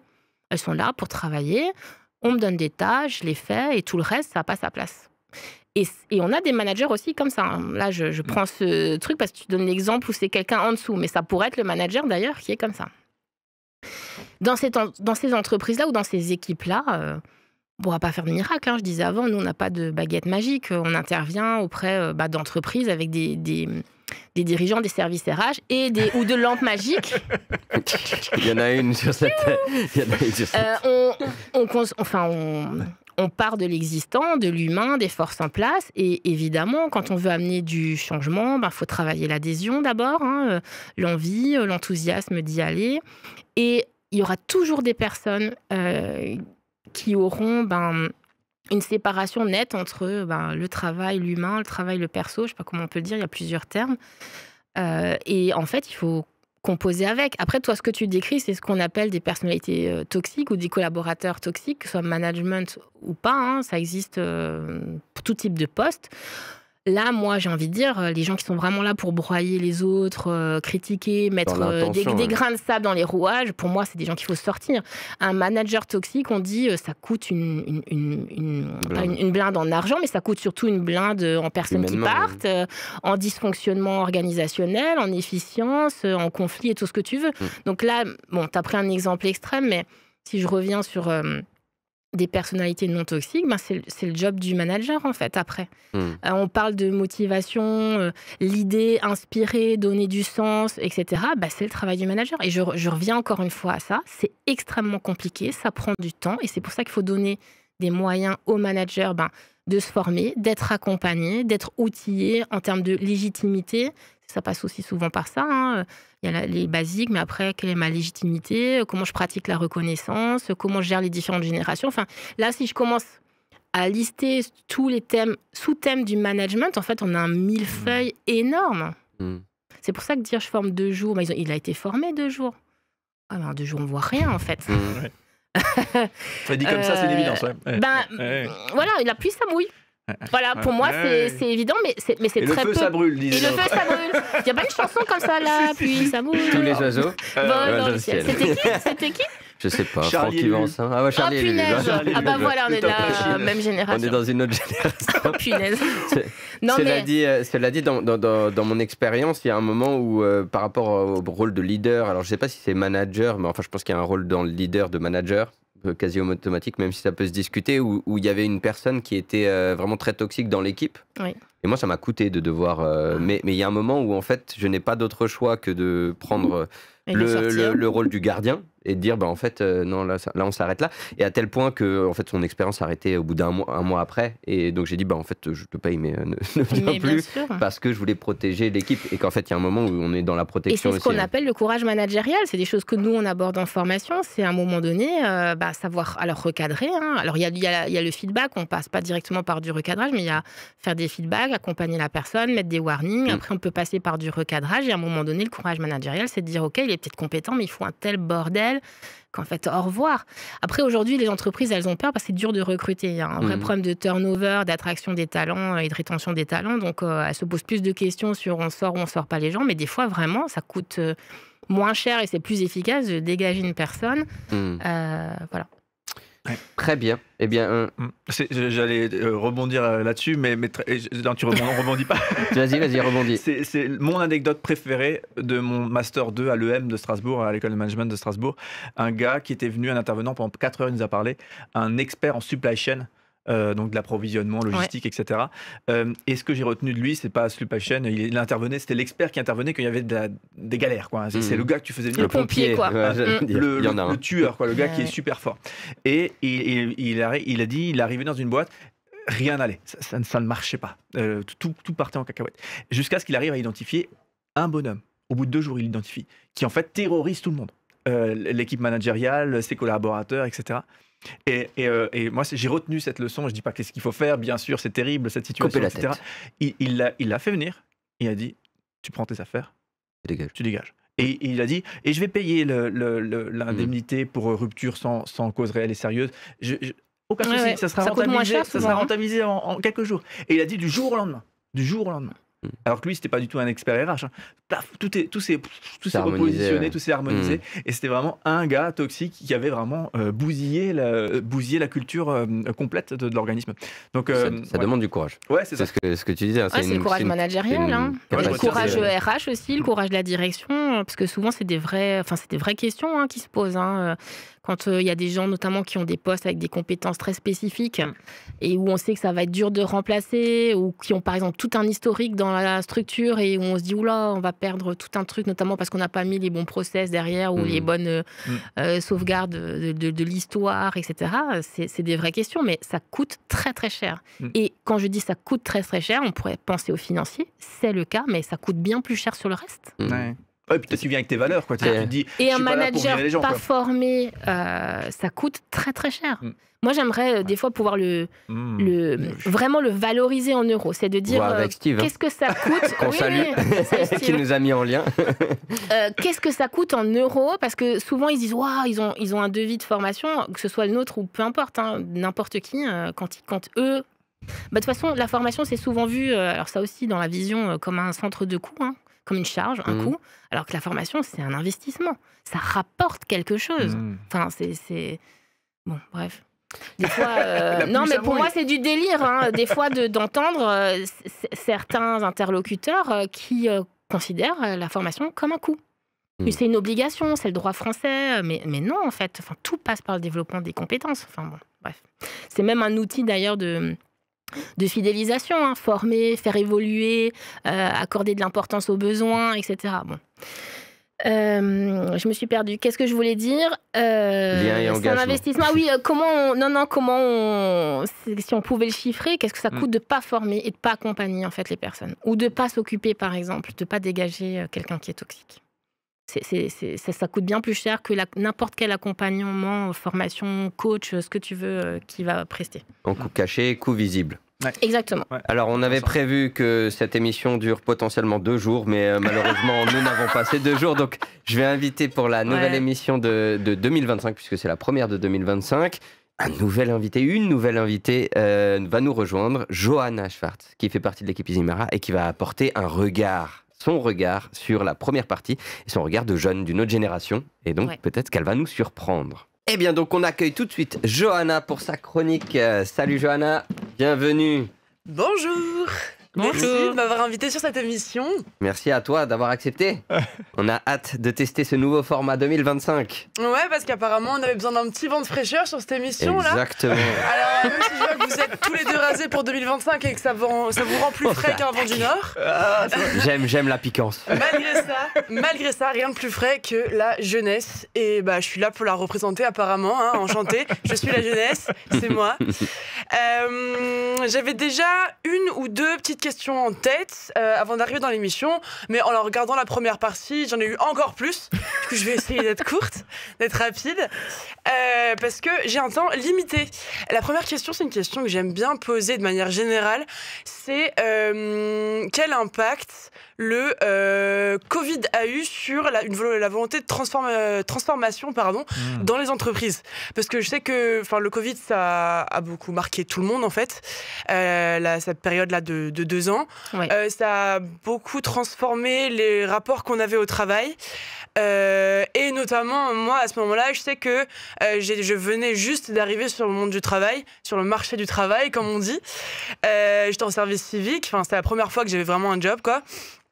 Et du coup, c'était très bizarre d'entrer dans le monde du travail à cette époque-là. Et je pense qu'on a encore un peu de mal à prendre vraiment du recul pour voir les vrais effets que ça a eu. Est-ce que toi, Fanny, tu as vu un changement dans la volonté de transformation des entreprises avant et après le Covid? Oui.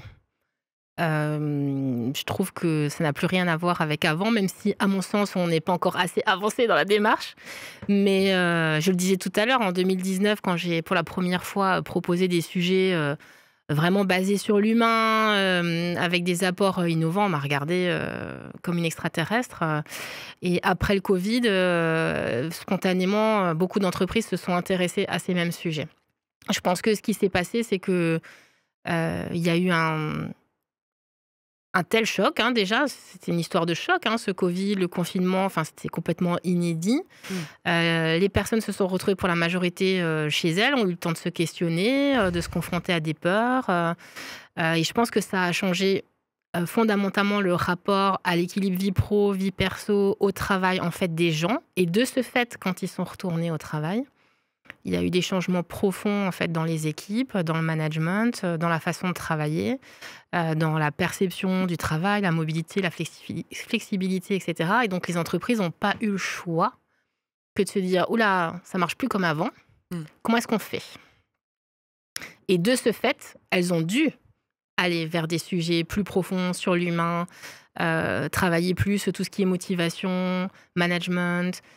Cohésion, conditions de travail, équilibre vie pro, vie perso, qualité de vie, travail. Enfin, je pourrais continuer encore longtemps comme ça avec des termes. Et donc, elles ont dû y aller, mais un peu contraint et forcé pour la majorité. Ça ne veut pas dire qu'il n'y avait pas des entreprises avant qui n'étaient pas sur ces sujets. Il y en avait plein, mais ça restait une minorité. Là, elles ont dû y aller un peu contraint et forcé, mais parce que les gens ont changé. Mais à reculons, après le Covid. Alors à reculons, oui, il y en a qui y vont un peu à reculons parce qu'elles n'ont pas le choix, et puis d'autres ont vraiment compris qu'il se passait un truc, que le monde y changeait, que les gens ont changé, et donc il fallait que l'entreprise, elle change. Donc elles y vont parce que ça fait partie d'un élément stratégique, hein, simplement.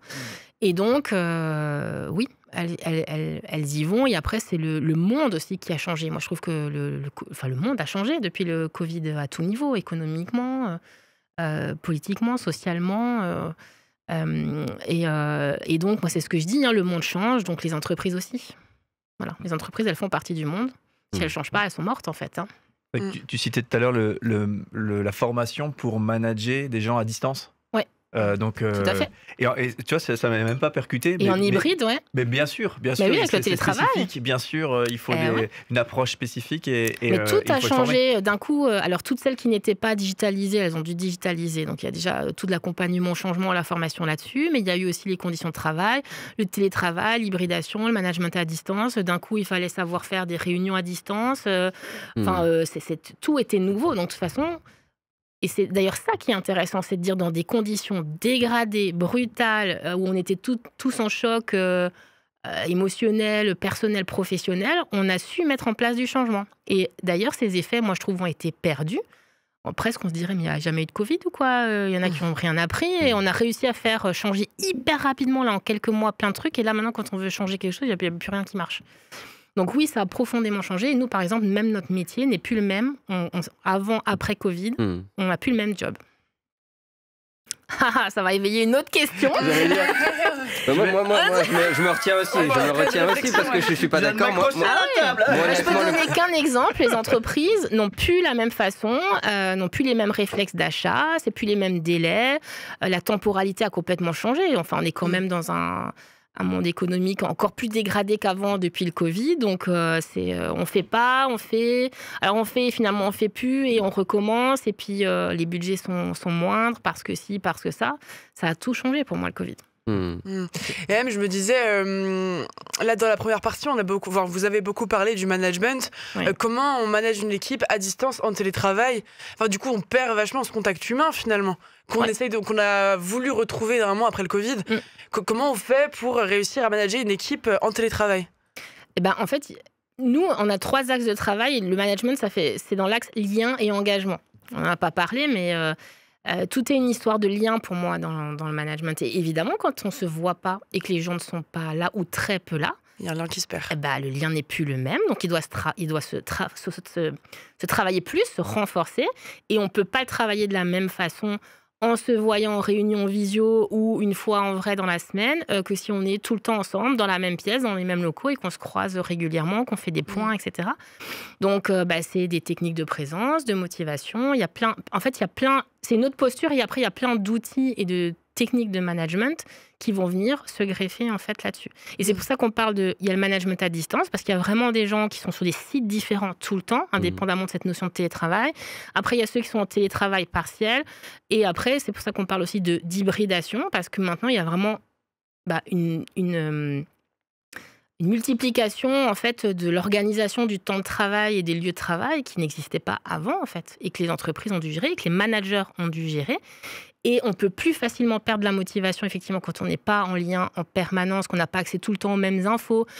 Quand on est à distance, il n'y a plus toutes les conversations informelles, machine à café, dans le couloir. Voilà, donc on ne structure pas non plus l'accès à l'information de la même façon. Et ça, le management, c'est totalement une autre façon de faire. Donc il y a plein d'outils qui permettent de le faire, et c'est une question de posture, de communication. Il y a beaucoup de la communication qui interfère. Donc en fait, on apprend un peu à communiquer de manière informelle, à distance.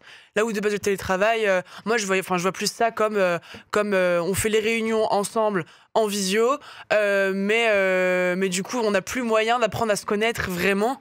À côté, enfin moi je le vois avec mes collègues même, enfin le moment où on discute, on commence à rigoler, c'est à la pause déjeuner, c'est entre deux visio, entre deux conf calls. J'adore ce nouveau vocabulaire. Mais il y a plein d'entreprises qui ont fait machine arrière sur le télétravail pour ces raisons-là, parce que elles, n'ayant pas accompagné correctement les équipes ou les managers, ou accompagner les managers pour pouvoir eux-mêmes accompagner leurs équipes, qui ont eu de la déperdition, alors de liens, de cohésion, etc., mais aussi d'efficience, parce qu'il faut aussi parler de l'opérationnel, et qui maintenant font machine arrière sur le télétravail. Il y a eu plein de cas où, enfin, il y a eu dans la presse des exemples, et maintenant, les jeunes, mais même moi, si on me disait, Fanny, bon, personne ne me le dit, c'est moi le boss, mais admettons que je sois salarié. Personne n'a intérêt à me le dire. Admettons que je sois salarié. Si on me disait, non, en fait, il n'y a pas de télétravail, en fait, je ne bosse pas pour la boîte. Et c'est ce qui se passe. Maintenant, on parle de ça aussi, c'est de dire le télétravail, si dans les propositions de recrutement qu'on fait, il n'y en a pas, les jeunes, par exemple, ne viennent pas.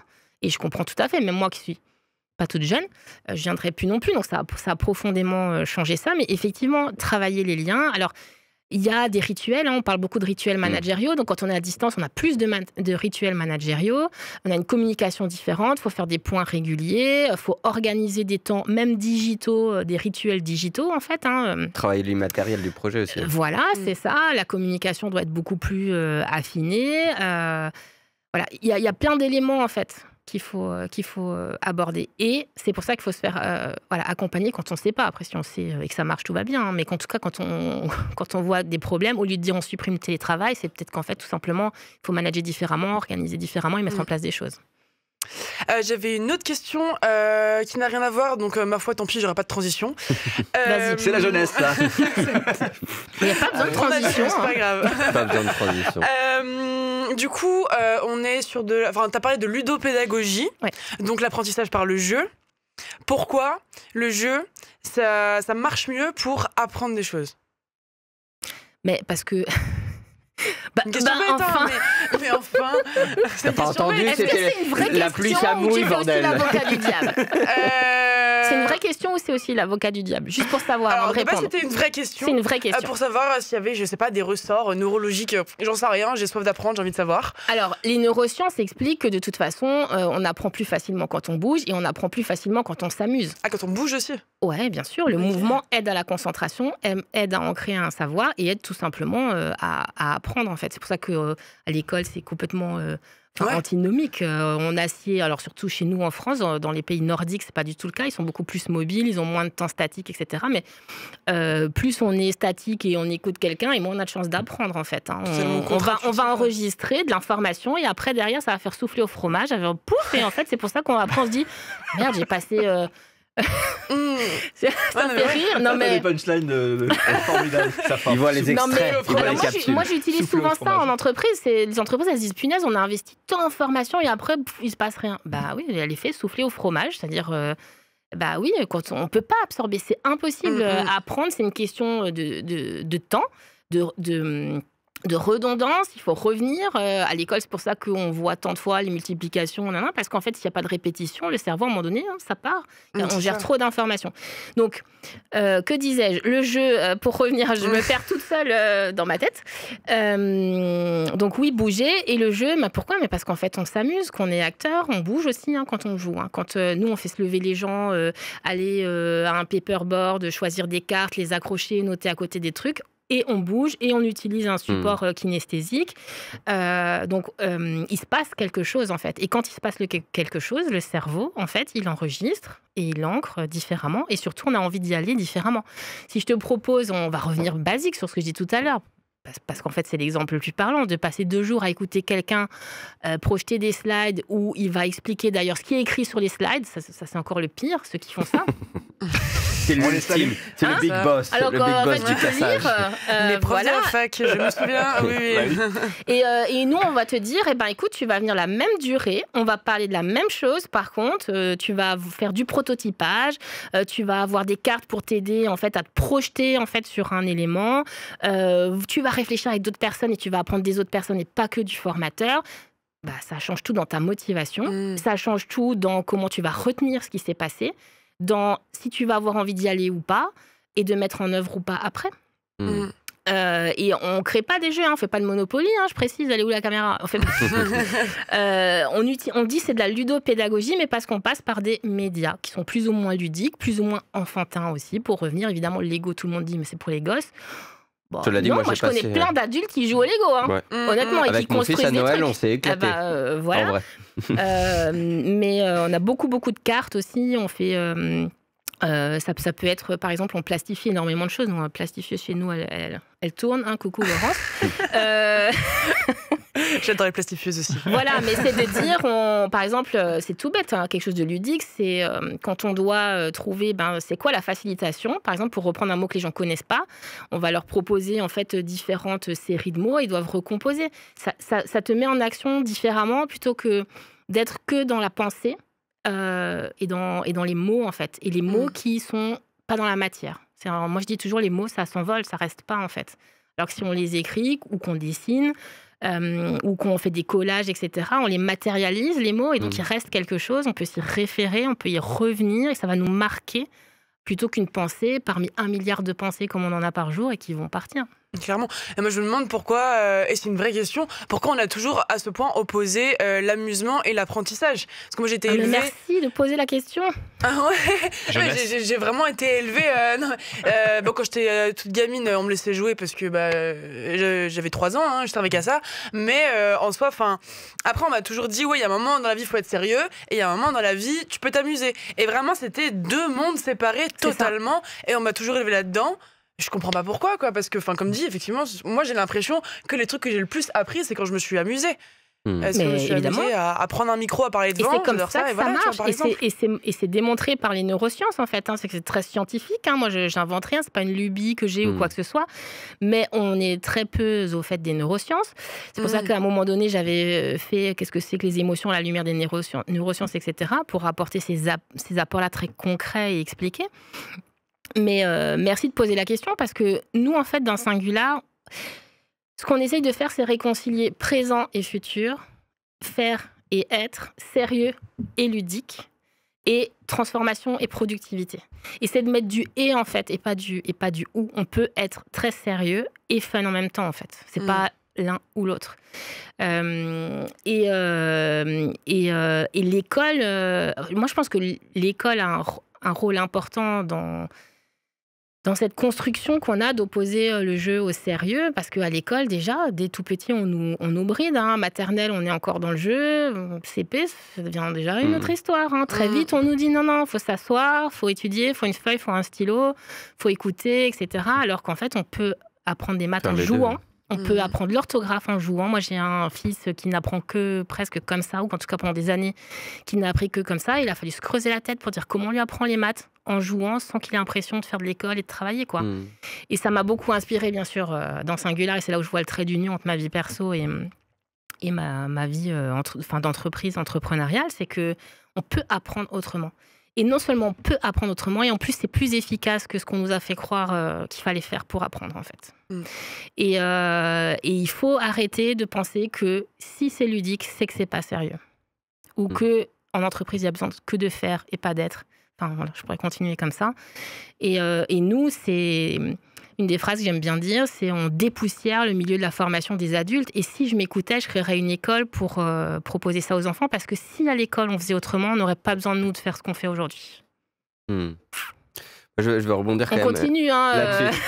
Je vais rebondir là-dessus parce qu'en fait, j'ai appris un truc récemment au jardin d'enfants de mon fils qui disait en fait, la seule mission de l'enfant, parce que tu disais oui, je servais qu'à ça, mais en fait, non. Déjà, quand on est enfant, je le vois avec mon fils qui a 4 ans, on aide nos parents à grandir. Déjà, même s'ils le reconnaissent pas, moi je le dis régulièrement à mon fils. Je me sens utile. Non, mais c'est vrai. Dans mais en vrai, moi je l'ai dit encore hier soir à mon fils. Je lui ai dit merci d'être là et merci de me faire grandir. Voilà. Et au même titre que lui m'a dit merci dans sa réaction qui m'a été de me faire un bisou. Ça m'a beaucoup touché hier soir. Et en fait, le jardin d'enfants disait que jusqu'à 6-7 ans, en fait, le seul rôle de l'enfant, c'est de jouer, c'est son travail. Oui. Et du coup, quand ils m'ont mis cette graine, mais c'est parce qu'ils me l'ont mise vraiment dans la tête, ils ont dit le seul rôle de l'enfant et de son travail, c'est de jouer. Et depuis que je le dis à mon fils, c'est-à-dire, il me dit ouais, moi je veux aussi travailler. Je lui dis mais tu vas jouer. Mais oui, tu vas jouer, c'est ton travail. Et en vrai, moi, ça m'a pacifié presque à l'intérieur de moi de me dire, parce que moi, j'adore jouer. Et en vrai, une grande partie de l'entrepreneur que je suis l'a été et l'est devenu parce que j'ai joué beaucoup au poker.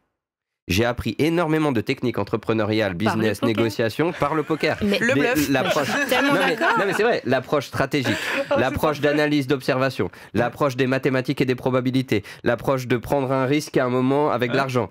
Tout ça, je l'ai appris en jouant. Et en vrai, à l'école, moi, j'étais le perturbateur numéro 1 parce que je me fais chier. Ah, toi aussi mais moi, je pense qu'on y reviendra peut-être, mais j'ai aussi un problème avec l'hyperactivité et le trouble de l'attention.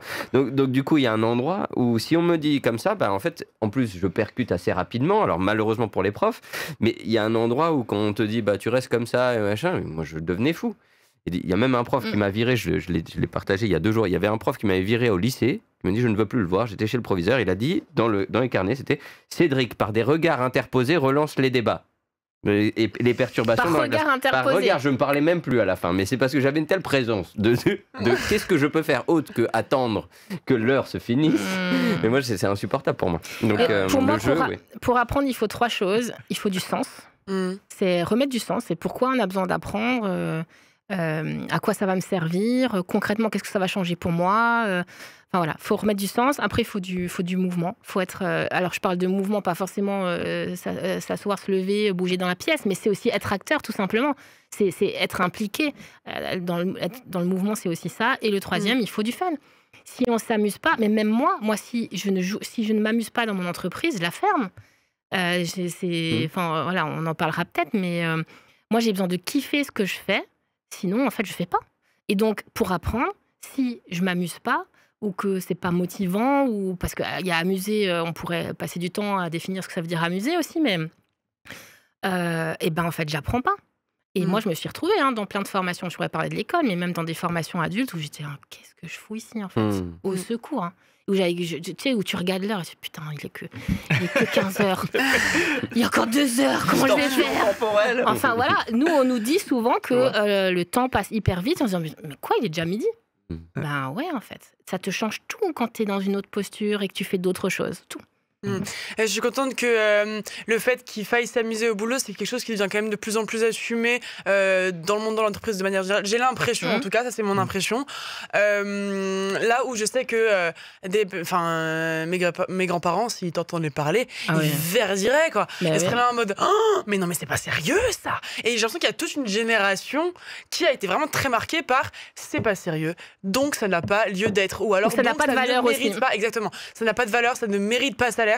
Ça ne mérite pas. Enfin, si on tient un foyer, une maison et une famille, c'est parce que on l'a mérité et qu'on s'est tué à la tâche pour ça. Pas forcément. Mais la méritocratie, mais ça, alors ça, pour le coup, c'est très ancré dans la culture française. C'est faut travailler là où on n'est pas bon, et si t'en as pas chié, ça n'a pas de valeur. Voilà. C'est hyper ancré, et c'est pour ça des fois que dans les formations, on dit ouais, c'est bisounours, non, enfin c'est cool, vous jouez. D'ailleurs, anecdote. des fois, quand on intervient, parce que nous, on a des locaux, on forme dans nos locaux, mais on intervient aussi beaucoup en entreprise. Et la mode, maintenant, dans les entreprises, c'est d'avoir des salles de réunion vitrées. Ça aussi, c'est un concept, il faut m'expliquer. Pour l'attention, c'est une catastrophe. T'as une salle de formation dans un couloir passant, tu sais, entre genre la cantine et le je ne sais quoi. Et tout le monde passe, donc les gens en formation ou en réunion, t'es tout le temps « Ah, coucou !» Bon, bref, c'est pas réfléchi. T'as peut-être ceux qui font l'escalier comme ça. C'est ça. Et donc, on a fait des formations, alors telles qu'on les fait, nous, où les gens sont debout, où on bouge, où il y a des supports, des médias, des trucs fun dans la salle. Et ben, il y a des gens qui nous ont dit qu'après, leurs collègues, ceux qui sont passés dans le couloir, leur ont dit « Mais tu travailles pas ? Qu'est-ce que vous faites là ? Enfin, t'as pas d'autre chose à foutre que ça ?» Mais vraiment, c'est véridique, je vous assure. Et dans plusieurs entreprises, des personnes qui se connaissent pas, ils ont eu ce retour-là parce que juste les gens ont vu qu'il y avait du matériel un peu sympa et c'est pas associé à du travail et encore moins à apprendre. Et ça, c'est vraiment des croyances, des préjugés. Et il faut dépoussiérer tout ça, quoi. Enfin, faut arrêter. C'en est à un tel point que on se rend même plus compte qu'on pense à l'envers. Enfin, pour moi, c'est penser à l'envers. Il faut remettre juste faut recabler juste les câbles au bon endroit. Sur la base de données scientifiques, on pourrait expliquer ça. Il y a des super formations qui existent. C'est quoi apprendre à la lumière des neurosciences ? Nous, on a été formés dessus. Comment on mobilise vraiment l'attention, la mémorisation, etc. C'est hyper technique et c'est très scientifique. Et d'ailleurs, il faudrait peut-être qu'en termes de com, nous, on s'attache à démontrer ça, mais... C'est la mission sensibilisatrice, évangélisatrice. Voilà, mais c'est pour ça qu'on fait les formats découvertes. On leur dit, écoutez, on peut vous expliquer par la science, on peut mettre des beaux mots, faire des super supports de com. Le mieux, c'est que vous veniez vivre un truc, vous voyez concrètement comment ça se passe, et après, voilà, vous faites votre propre opinion, et surtout, vous voyez les résultats aussi, parce qu'il y a le comment, mais après, il y a ce que ça apporte concrètement, parce qu'encore une fois, c'est au service de la progression, de l'apprentissage et d'un projet. Venez vivre l'expérience. Merci beaucoup, Johanna, pour ta venue sur le plateau. Merci à vous. Pour ces super questions. Ouais, très ça contente. a apporté plein de choses. Merci beaucoup. Vous voulez. À la prochaine. Et du coup, après le passage de la fraîcheur de Johanna, on retrouve tout de suite la chronique de Cédric sur moins fraîche, mais rasée, pour pouvoir aller explorer un petit peu des anecdotes personnelles de Fanny, parce que comme on le dit souvent, on est entrepreneur, mais on n'est pas que entrepreneur. Et d'ailleurs, c'était la manière dont tu t'étais décrite la première fois qu'on s'est retrouvés, où tu as fait un plan en 6 étapes pour finir sur et in fine, je suis entrepreneur. Ça m'avait beaucoup parlé et c'est aussi ça qui a nourri mon envie de t'inviter ici. Et donc voilà, donc place à Cédric et ses paroles. Et comme tu le dis bien, on n'aura pas le temps de faire le tour du personnel qui pour toi est important et se connecte complètement, je crois. Il y a un côté, ça fait un tout, quoi. C'est une continuité, oui. Ouais, alors c'est toi qui m'as donné des éléments. Hein. Tu m'as dit, j'ai toujours besoin de changement, je m'ennuie vite, je me lasse vite. Et quand tu étais salarié avant, tous les 2-3 ans, tu changeais. Ouais. Tu changeais. Est-ce que cette fibre qu'est la tienne, toi, en fait, est-ce que c'est difficile à concilier ça avec justement l'engagement de l'entrepreneur, l'entrepreneuse, qui du coup doit parfois redoubler d'efforts, qui peut pas finalement sortir du bateau, parce que si tu sors du bateau, le bateau n'existe plus. Est-ce que c'est conciliable ou est-ce que non, c'est deux choses complètement différentes? Alors, ça me parle beaucoup ce que tu dis, parce qu'au début, quand j'ai créé mon entreprise, alors c'était un choix de liberté avant tout, parce que c'est une valeur très forte chez moi, il y a un besoin très fort chez moi, mais aussi parce que je voulais pouvoir mener tous les projets que je voulais, d'où le fait je m'ennuierai jamais dans ma propre entreprise, puisque là je fais ce que je veux en fait. C'est moi qui impose le rythme, etc., la direction. Et puis aussi, j'aurais plus de manager, yes. Et au bout de 2 ans, même pas d'entreprise, je me suis dit, oh punaise. Alors déjà, j'ai fait le constat que je m'ennuyais de nouveau dans ma propre entreprise. Je vous laisse imaginer la claque que c'est. Et après, je me suis dit, oh, mais je peux même plus partir. C'est la mienne, en fait. Ah. Donc, j'ai eu une grosse douche froide à cette époque-là, parce que je me suis dit, j'ai construit ma propre prison. C'est pas le bateau que tu peux pas quitter, mais moi, l'image, c'était ma propre prison. Et j'ai dû faire tout un travail, en fait, sur moi-même, et notamment de suppression de la frontière entre qui j'étais et mon entreprise, pour arriver à la modeler en permanence à la hauteur de mes besoins de changement, d'évolution, d'apprentissage. Alors, c'est pas facile, pour répondre à ta question, c'est pas facile pour moi en premier. parce que je dois toujours naviguer entre... je fais trop de trucs parce que moi, beaucoup de choses me passionnent, j'ai envie de faire plein de trucs, je m'intéresse à plein de choses. Et des fois, je me brûle les ailes parce que je fais trop. Ça m'arrive régulièrement, je le dis, en toute vulnérabilité et en authenticité. Et à l'inverse, des fois, je dis, bon, là, je me calme un peu, il faut plus que j'assoie certaines parties, que je m'occupe de choses qui sont moins kiffantes pour moi ou qui sont plus routinières. Mais là, je dépéris, en fait, quand je fais ça. Vraiment, je meurs à petit feu. Et ça m'arrive aussi de temps en temps parce que je crois que je dois être dans les polarités, dans les extrêmes. Et donc, des fois, au lieu de placer le curseur quelque part au milieu, je fais des contre-pieds. Donc, je me prends aussi au piège dans l'autre sens. Donc, tout mon enjeu à moi, c'est de concilier une réalité d'entreprise, de structure, d'organisation et d'économie avec mes besoins perso, de changement, de nouveauté, d'innovation, qui pourraient m'emmener très loin si je me laissais aller, quoi. Et puis, tout change tout le temps dans les bureaux, par exemple, chez moi. Ce qui fait beaucoup rire mes collaboratrices. Même ma psy m'a dit, mais Fanny, si tu as besoin de changer les tasses tous les mois, mais changer, en fait, ça t'apporte quelque chose dans ta motivation, dans ton bien-être. Je me suis dit, mais oui, merde alors.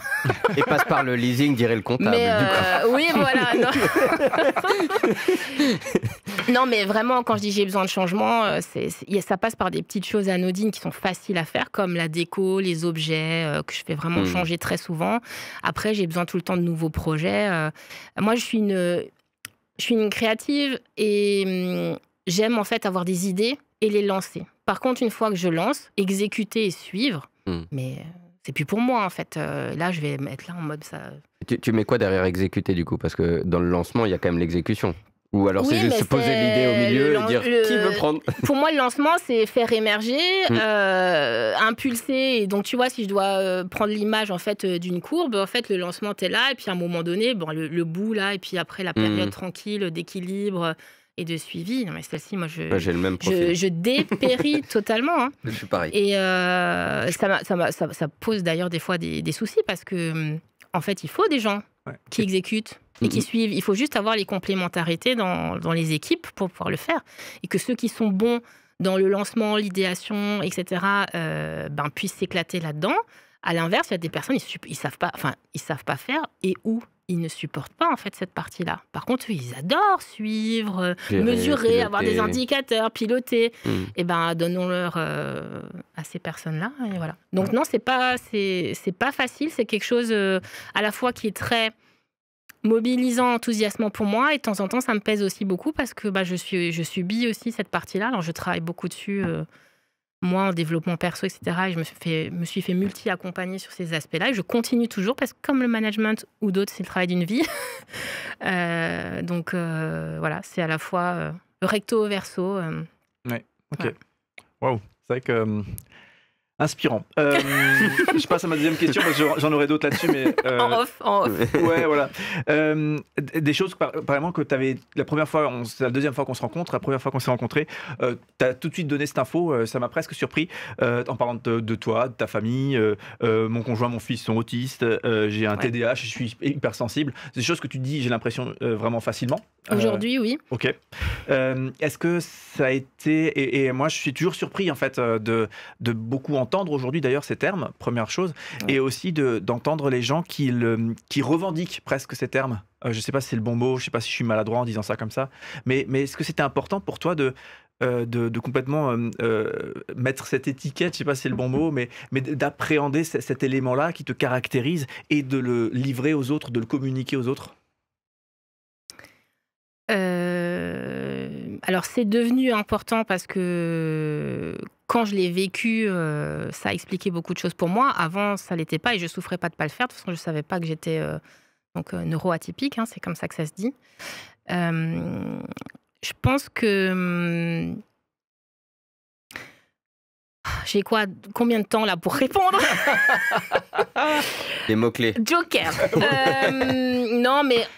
En fait, quand toute sa vie, on s'est senti différent et qu'on a mal vécu beaucoup de choses ou que les autres nous ont fait sentir différents, mais dans un sens péjoratif du terme, quand enfin on a un guide de lecture, des lunettes qui nous permettent de comprendre ça et de dire « mais non, en fait, je ne suis pas la seule, on est plein dans ce cas, j'ai juste mon cerveau qui fonctionne différemment, un traitement de l'info différemment et j'appréhende le monde différemment et je ressens pas de la même façon que les autres, c'est tellement énorme que, bah oui, effectivement, c'est quelque chose qu'on explique. Et moi, aujourd'hui, j'en parle librement parce que c'est mon quotidien déjà.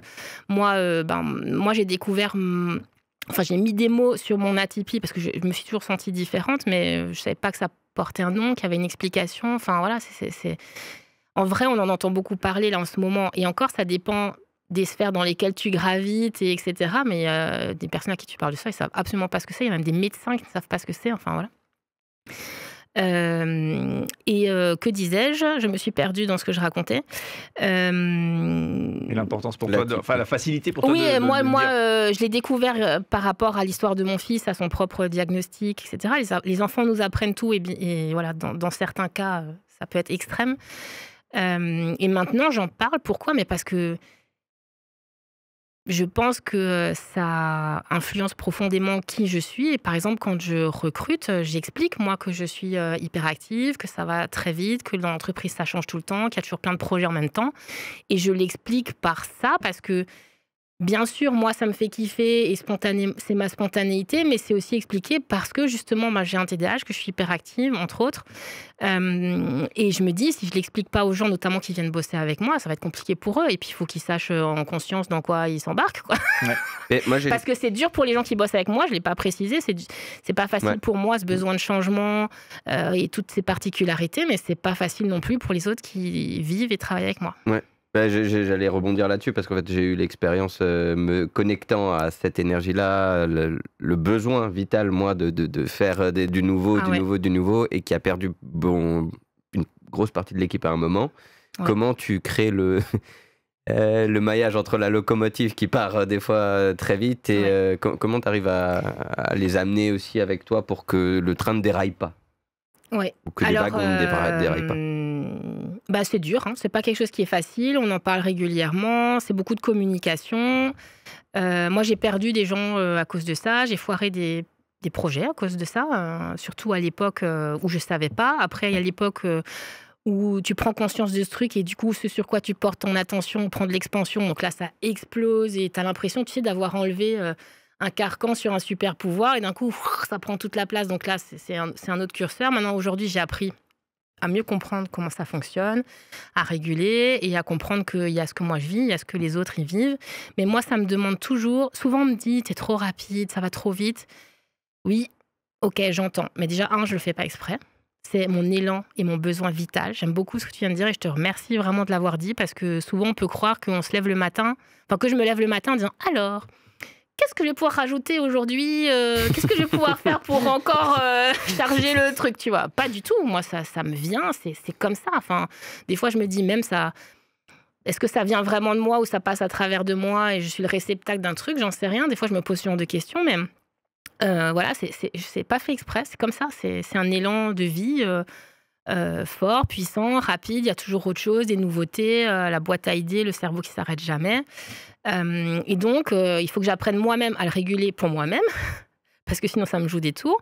Et après, évidemment, ne serait-ce que par rapport à mon équipe, si on reste dans la sphère pro, j'ai perdu des gens à cause de ça, parce que ça allait trop vite, parce qu'à l'époque, je me rendais pas compte que... Enfin, je me disais, mais c'est les autres qui sont pas normaux au final, c'est pas moi. Et donc, j'ai pris le sens inverse. Maintenant, je régule, donc on en discute, et puis on verbalise, en fait. Et moi, je fais cet effort de ralentir, ce qui me coûte aussi. C'est ce que j'explique aux gens quand on me dit « tu vas trop vite, ça me coûte à mort », etc. Ok, c'est vrai, je sais, et merci de me le dire, mais moi, je peux ralentir, mais ça me coûte aussi de ralentir. Et moi, je dis souvent, je suis obligée de faire des allers-retours entre le rythme des gens et le mien, et entre cette notion de présent et de futur. Donc, c'est double ligne où je fais tout le temps comme ça et c'est très très fatigant pour moi. Mais après, j'ai une équipe qui le sait et qui est là en conscience et avec laquelle on échange. Et puis, je suis hyper vigilante du coup à ça va pas, on doit ralentir, comment je priorise, ça je mets de côté. Moi, j'ai appris maintenant aussi à pas donner vie à toutes mes idées parce qu'à un moment donné, je me suis cramée avec ça aussi. Hein. Moi, je recevais des idées, je me dis « Waouh, c'est trop bien, allez, j'y vais !» Ouh, et puis c'était une énième idée parmi... Je vois que ça parle, mais même chez toi, on dirait. Vous allez partir en vacances, hein. Oh, sûrement pas, non, c'est pas des vacances. C'est sûrement pas des vacances. voilà, j'ai appris à faire le tri aussi, à pas donner suite à tout, à me dire bon attends c'est raisonnable, ça allait pas. Est-ce que là c'est Fanny qui a envie? Est-ce que c'est la dirigeante? Est-ce que c'est conciliable entre Fanny et la dirigeante? Enfin moi j'ai l'impression aussi d'être multiple et de devoir toujours en fait arbitrer entre mes différentes facettes. Il y a Fanny la dirigeante, Fanny l'individu, Fanny la manager, Fanny la femme, Fanny la mère. Un peu les unes les autres, les facettes se modèrent les unes les autres. Alors, elles se modèrent, oui et non. Des fois, elles se battent, franchement. Ah, ok. Hein. Mais qui c'est qui prend la décision ultimement? Eh ben, ça dépend. ouais. Alors, tu sais quoi? Merci Marrant. pour cette question, mais bon, vous me drivez sur le temps. Hein. Bah là, on l'a éclaté. explosé. de toute façon. Une des choses qu'on me dit souvent, c'est ce qui est compliqué avec toi, c'est qu'en fait, t'es hyper changeante ou pas linéaire, je sais plus comment on me dit.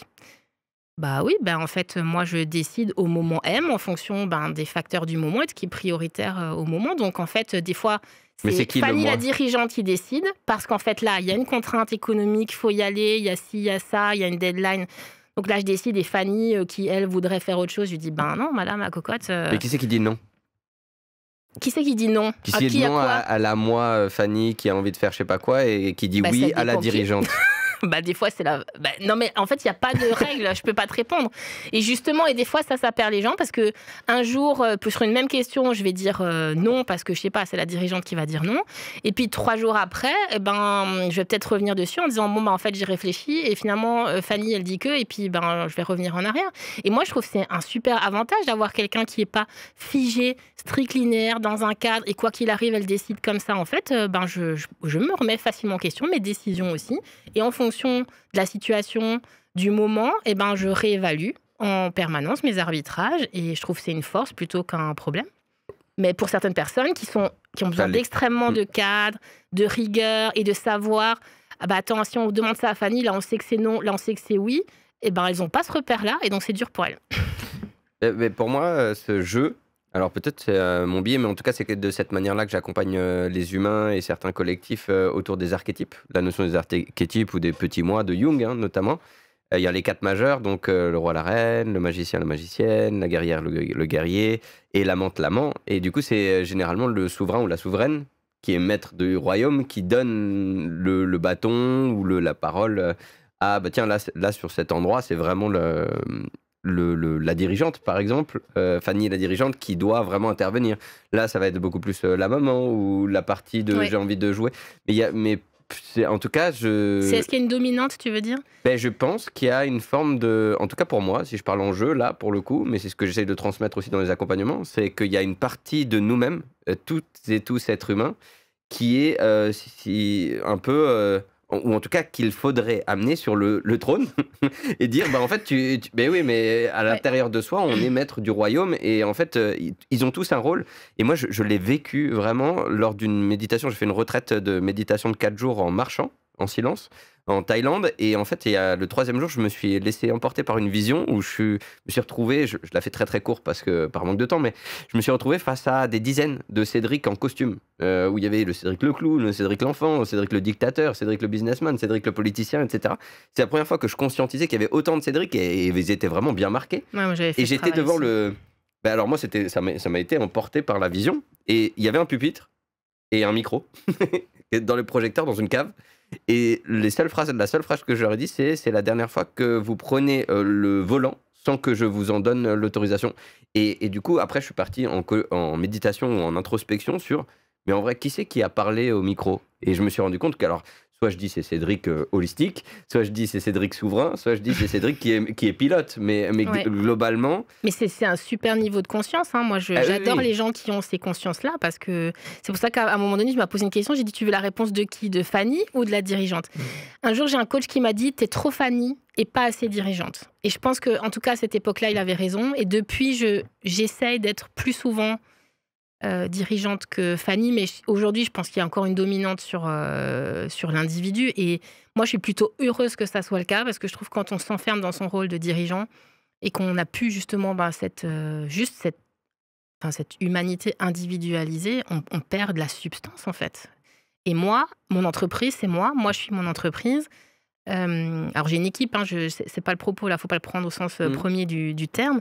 Et mon entreprise, elle est ce qu'elle est parce que je suis moi dedans et que je m'autorise à être moi.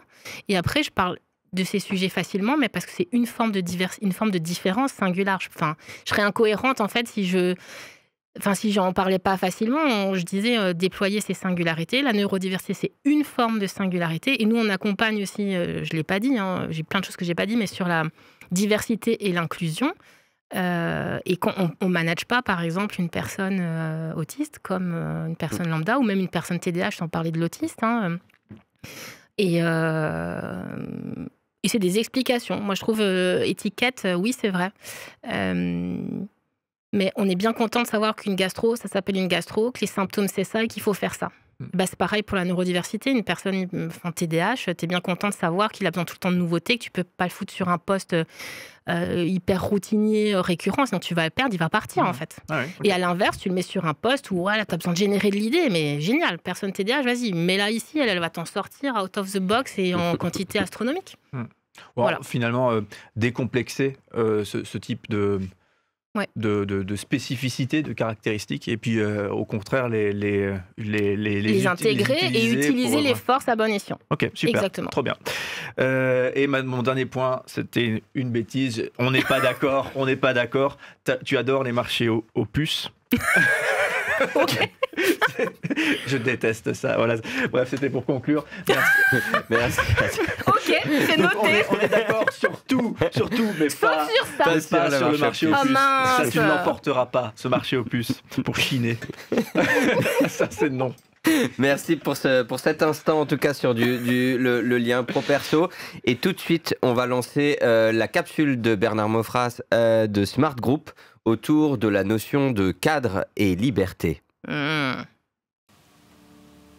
Votre structure, votre entreprise a besoin de sécurité et de liberté pour permettre aux contributeurs de fonctionner au meilleur niveau dans la relation à eux-mêmes, aux autres et aux projets. Et si vous deveniez capable d'apprivoiser cet équilibre entre la sécurité et la liberté.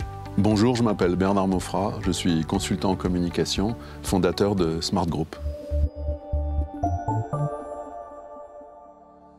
C'est l'histoire de notre première cellule qui est devenue 2 cellules. On a tous commencé comme ça. On n'est pas beaucoup à s'en rappeler, mais je vous assure que c'est comme ça qu'on a tous commencé. Et pour que cette première cellule devienne 2 cellules, il a fallu 2 forces. Une force de croissance, d'évolution, la force de liberté. Et pour que ces 2 cellules restent ensemble et qu'elles s'en aillent pas n'importe où, il a fallu une deuxième force qui est une force de lien, une force de structure, une force de sécurité. Et l'idée, c'est de regarder dans une structure, dans une entreprise, dans une association, dans un mouvement humain, comment on arrive à équilibrer ces 2 forces, puisque comme tout le monde le comprend, c'est l'excès de l'une ou l'excès de l'autre qui va commencer à poser des difficultés. Qu'est-ce que c'est l'excès de liberté ? C'est le chaos, c'est l'anarchie, c'est tout qui évolue dans n'importe quelle direction et qui commence à créer une insécurité importante et mettre les gens dans une mauvaise position intérieure ou extérieure, dans la relation à soi, dans la relation aux autres, dans la relation au projet. Inversement, l'excès de lien, l'excès de structure va scléroser les choses. C'est-à-dire que tout se raidit, tout se met sous des règles. Cette minéralisation des relations à soi, aux autres ou au projet va entraîner une difficulté inverse à celle de la liberté. Donc on comprend bien que le but, dès lors qu'on est dans un mouvement avec soi-même, avec d'autres, en direction d'un projet, la question devient comment est-ce que j'équilibre ces 2 forces dans la vie de ma structure, de mon entreprise. Et vous, quel est l'excès qui devient l'opportunité d'une meilleure harmonie ? Merci. C'est un génie. À Bernard pour ces questions et ses apports sur ce principe structure, sécurité versus liberté.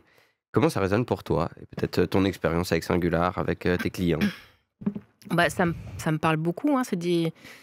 C'est des concepts aussi qu'on explique, même si je ne connaissais pas cette personne en particulier. Mais alors, je suis d'accord avec tout. Il y a notamment quand même un petit truc qui me chagrine, c'est pour moi le cadre, c'est pas quelque chose de limitant et c'est quelque chose qui se modèle. Un cadre, il n'est pas forcément carré, il n'est pas forcément figé. C'est la différence d'ailleurs entre limite et cadre. Une limite, c'est fixe et c'est limitant. Ça, c'est limitant. Bravo, Fanny. Alors qu'un cadre, ça peut avoir une forme voilà, qu'on veut, ça peut s'étendre, ça peut se réajuster, et la liberté peut s'exprimer dans le cadre. Et c'est là où je rejoins, c'est que pour moi, il faut les deux. Que de la liberté, ça marche pas. Pourtant, moi, je suis une fan de la liberté et j'ai déjà aussi testé le mode je fais ce que je veux, comme je veux. Effectivement, ça ne marche pas, c'est l'anarchie, ça part dans tous les sens. Voilà. Et que le cadre, moi, je meurs aussi. Que le cadre, j'ai testé. Je suis partie de ces entreprises-là, celles où c'est hyper cadré, tout est figé, il faut avoir l'accord de 50 personnes pour faire un truc, on ne peut pas déborder de sa fiche de poste.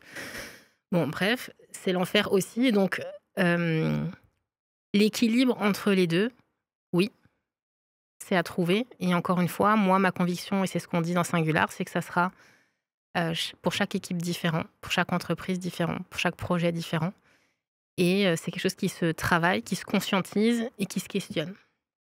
Et ça doit s'amener, c'est une question qui doit s'amener et que nous, on amène souvent et pour lesquelles, encore une fois, de temps en temps, qu'est-ce qu'on me pose comme question, quoi. Donc, ça devrait être largement plus diffusé et questionné. Est-ce que du coup, vous êtes plus dans le cadre ou dans la liberté? Nous, Où il y a besoin de plus de cadre ou de liberté par rapport à la singularité de l'équipe de Singular? dans Singular, tu Ouais, parles. dans Singular. Je pense qu'il y a plus de liberté que de cadre. Et du coup, il faudrait en mettre un peu plus de cadre pour que pour donner un peu plus d'élan et de force à la liberté?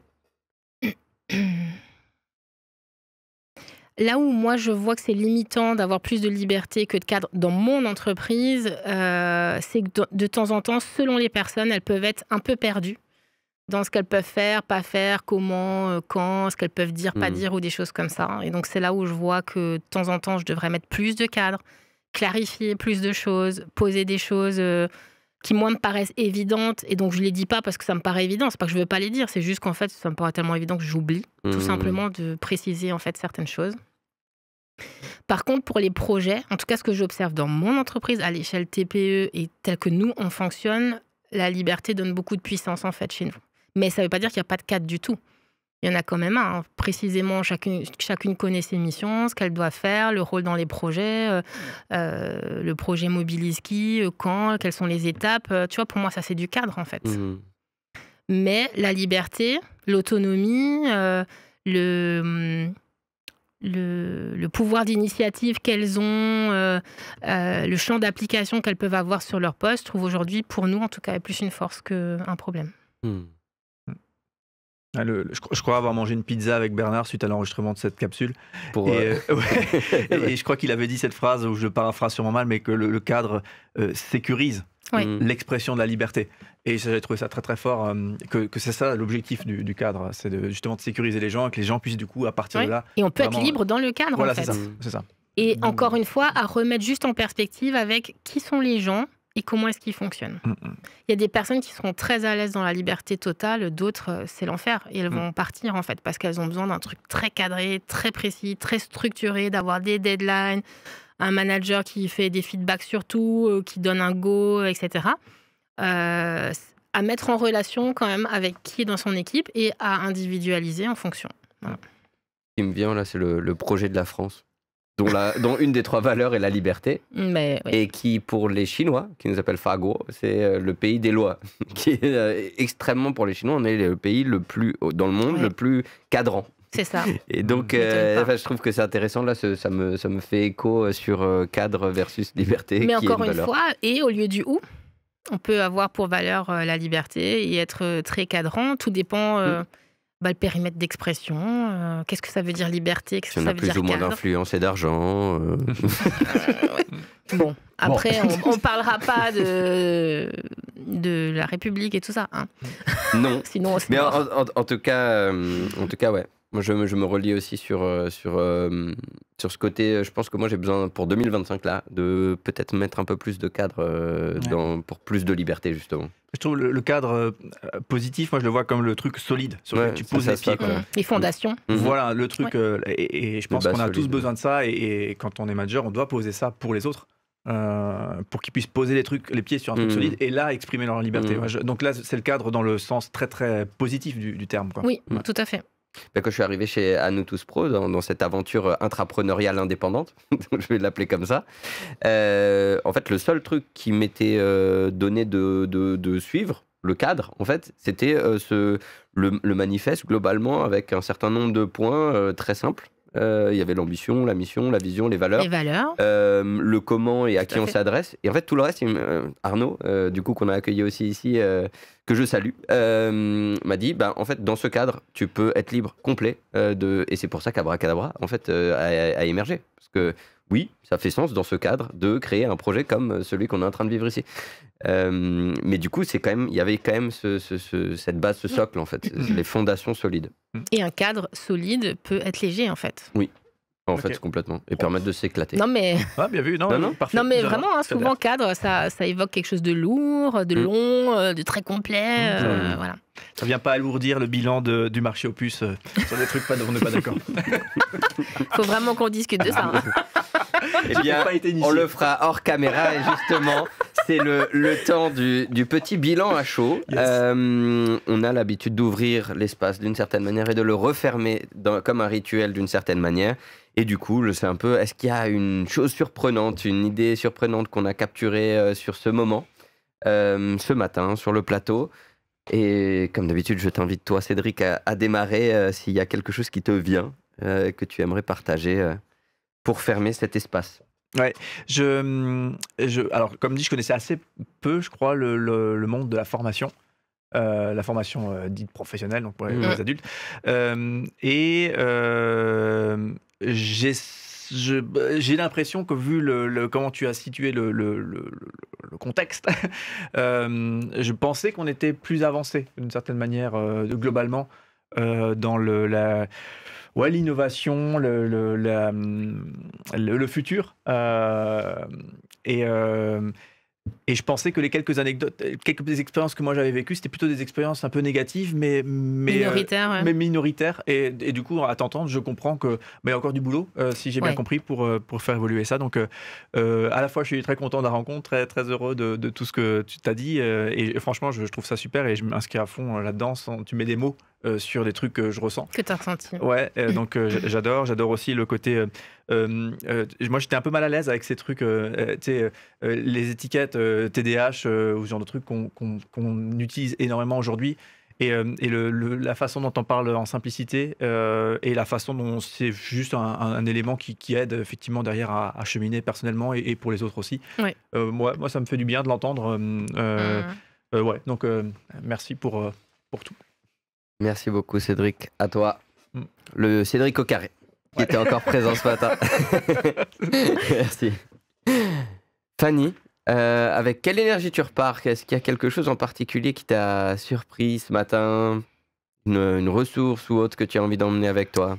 Ce qui m'a surpris, c'est que c'est un exercice plus facile que ça n'en avait l'air. Je suis surprise par la fluidité de l'échange parce que c'est vrai que on ne se connaît pas. On s'est rencontrés une fois et dans le cadre d'un collectif, donc avec très peu d'échanges et autres. Donc ça me donnerait envie de continuer. Hein. Moi, je serais chaud patate Ouais. pour continuer. Moi, j'ai faim. Voilà, et puis voilà, j'ai beaucoup aimé l'exercice de la spontanéité, de ne pas connaître les questions à l'avance, de pouvoir répondre, même si c'est pas évident et que je me dis déjà que j'ai oublié sans doute plein de trucs, ou voilà. Mais vraiment très très sympa et merci pour cette opportunité. Voilà, j'ai l'impression d'avoir grandi par rapport à cet échange de ce matin, donc merci pour ça. Et avec quelle énergie je me sentais un peu fatiguée ce matin et moi là ça m'a donné de l'énergie. Franchement, Ouais, trop bien. c'est chouette. Vraiment merci beaucoup. Merci beaucoup à toi pour ta participation, tes contributions au pluriel. Ce fut un grand plaisir que de t'accueillir ce matin et de vivre cette aventure ensemble. Moi, je repars avec beaucoup de gratitude pour continuer cette aventure qui est quand même très surprenante, ma foi, de la porter, de la suivre, de se faire porter par l'aventure en vrai. La surprise peut-être pour moi aujourd'hui, c'était d'accueillir Johanna, de voir Ah oui. de la remercier aussi pour ses contributions et de voir, en fait, c'est effectivement, ça a toute sa place sur Abracadabra. Ouais. Donc c'était pour moi un beau moment Hier, j'ai tiré la carte fraîcheur et elle est venue en parlant direct de fraîcheur. Donc, du coup, c'était. On a dit que toi, t'étais pas super frais. Hein, ouais, elle a dit, mais tu t'es rasé. Donc, voilà, j'ai pris le point bonus. Et s'il y a une ressource avec laquelle je repars, en fait, c'est pour cette année où j'ai décidé vraiment de me relancer dans l'aventure entrepreneuriale plus que intrapreneuriale ou de freelance, c'est de recruter des profils intrapreneurs. Donc, si vous sentez l'âme intrapreneuriale et que vous avez envie cette année de vivre de beaux projets, contactez-moi. Mais cela dit, maintenant que l'annonce est faite, ou puis de manière très théâtrale. C'est le théâtre, hein, on est sur un plateau, sur une scène. En soi. Non, donc merci. Si vous êtes resté jusqu'ici, je vous remercie à vous de nous avoir suivis jusqu'à maintenant. Vous pouvez télécharger la synthèse de cette émission dans le lien qui est en copie, qui est sur la description de cette émission. N'hésitez pas à partager autour de vous cette émission à celles et ceux qui pourraient s'y connecter. Et encore une fois, merci beaucoup pour tous vos soutiens. À très bientôt.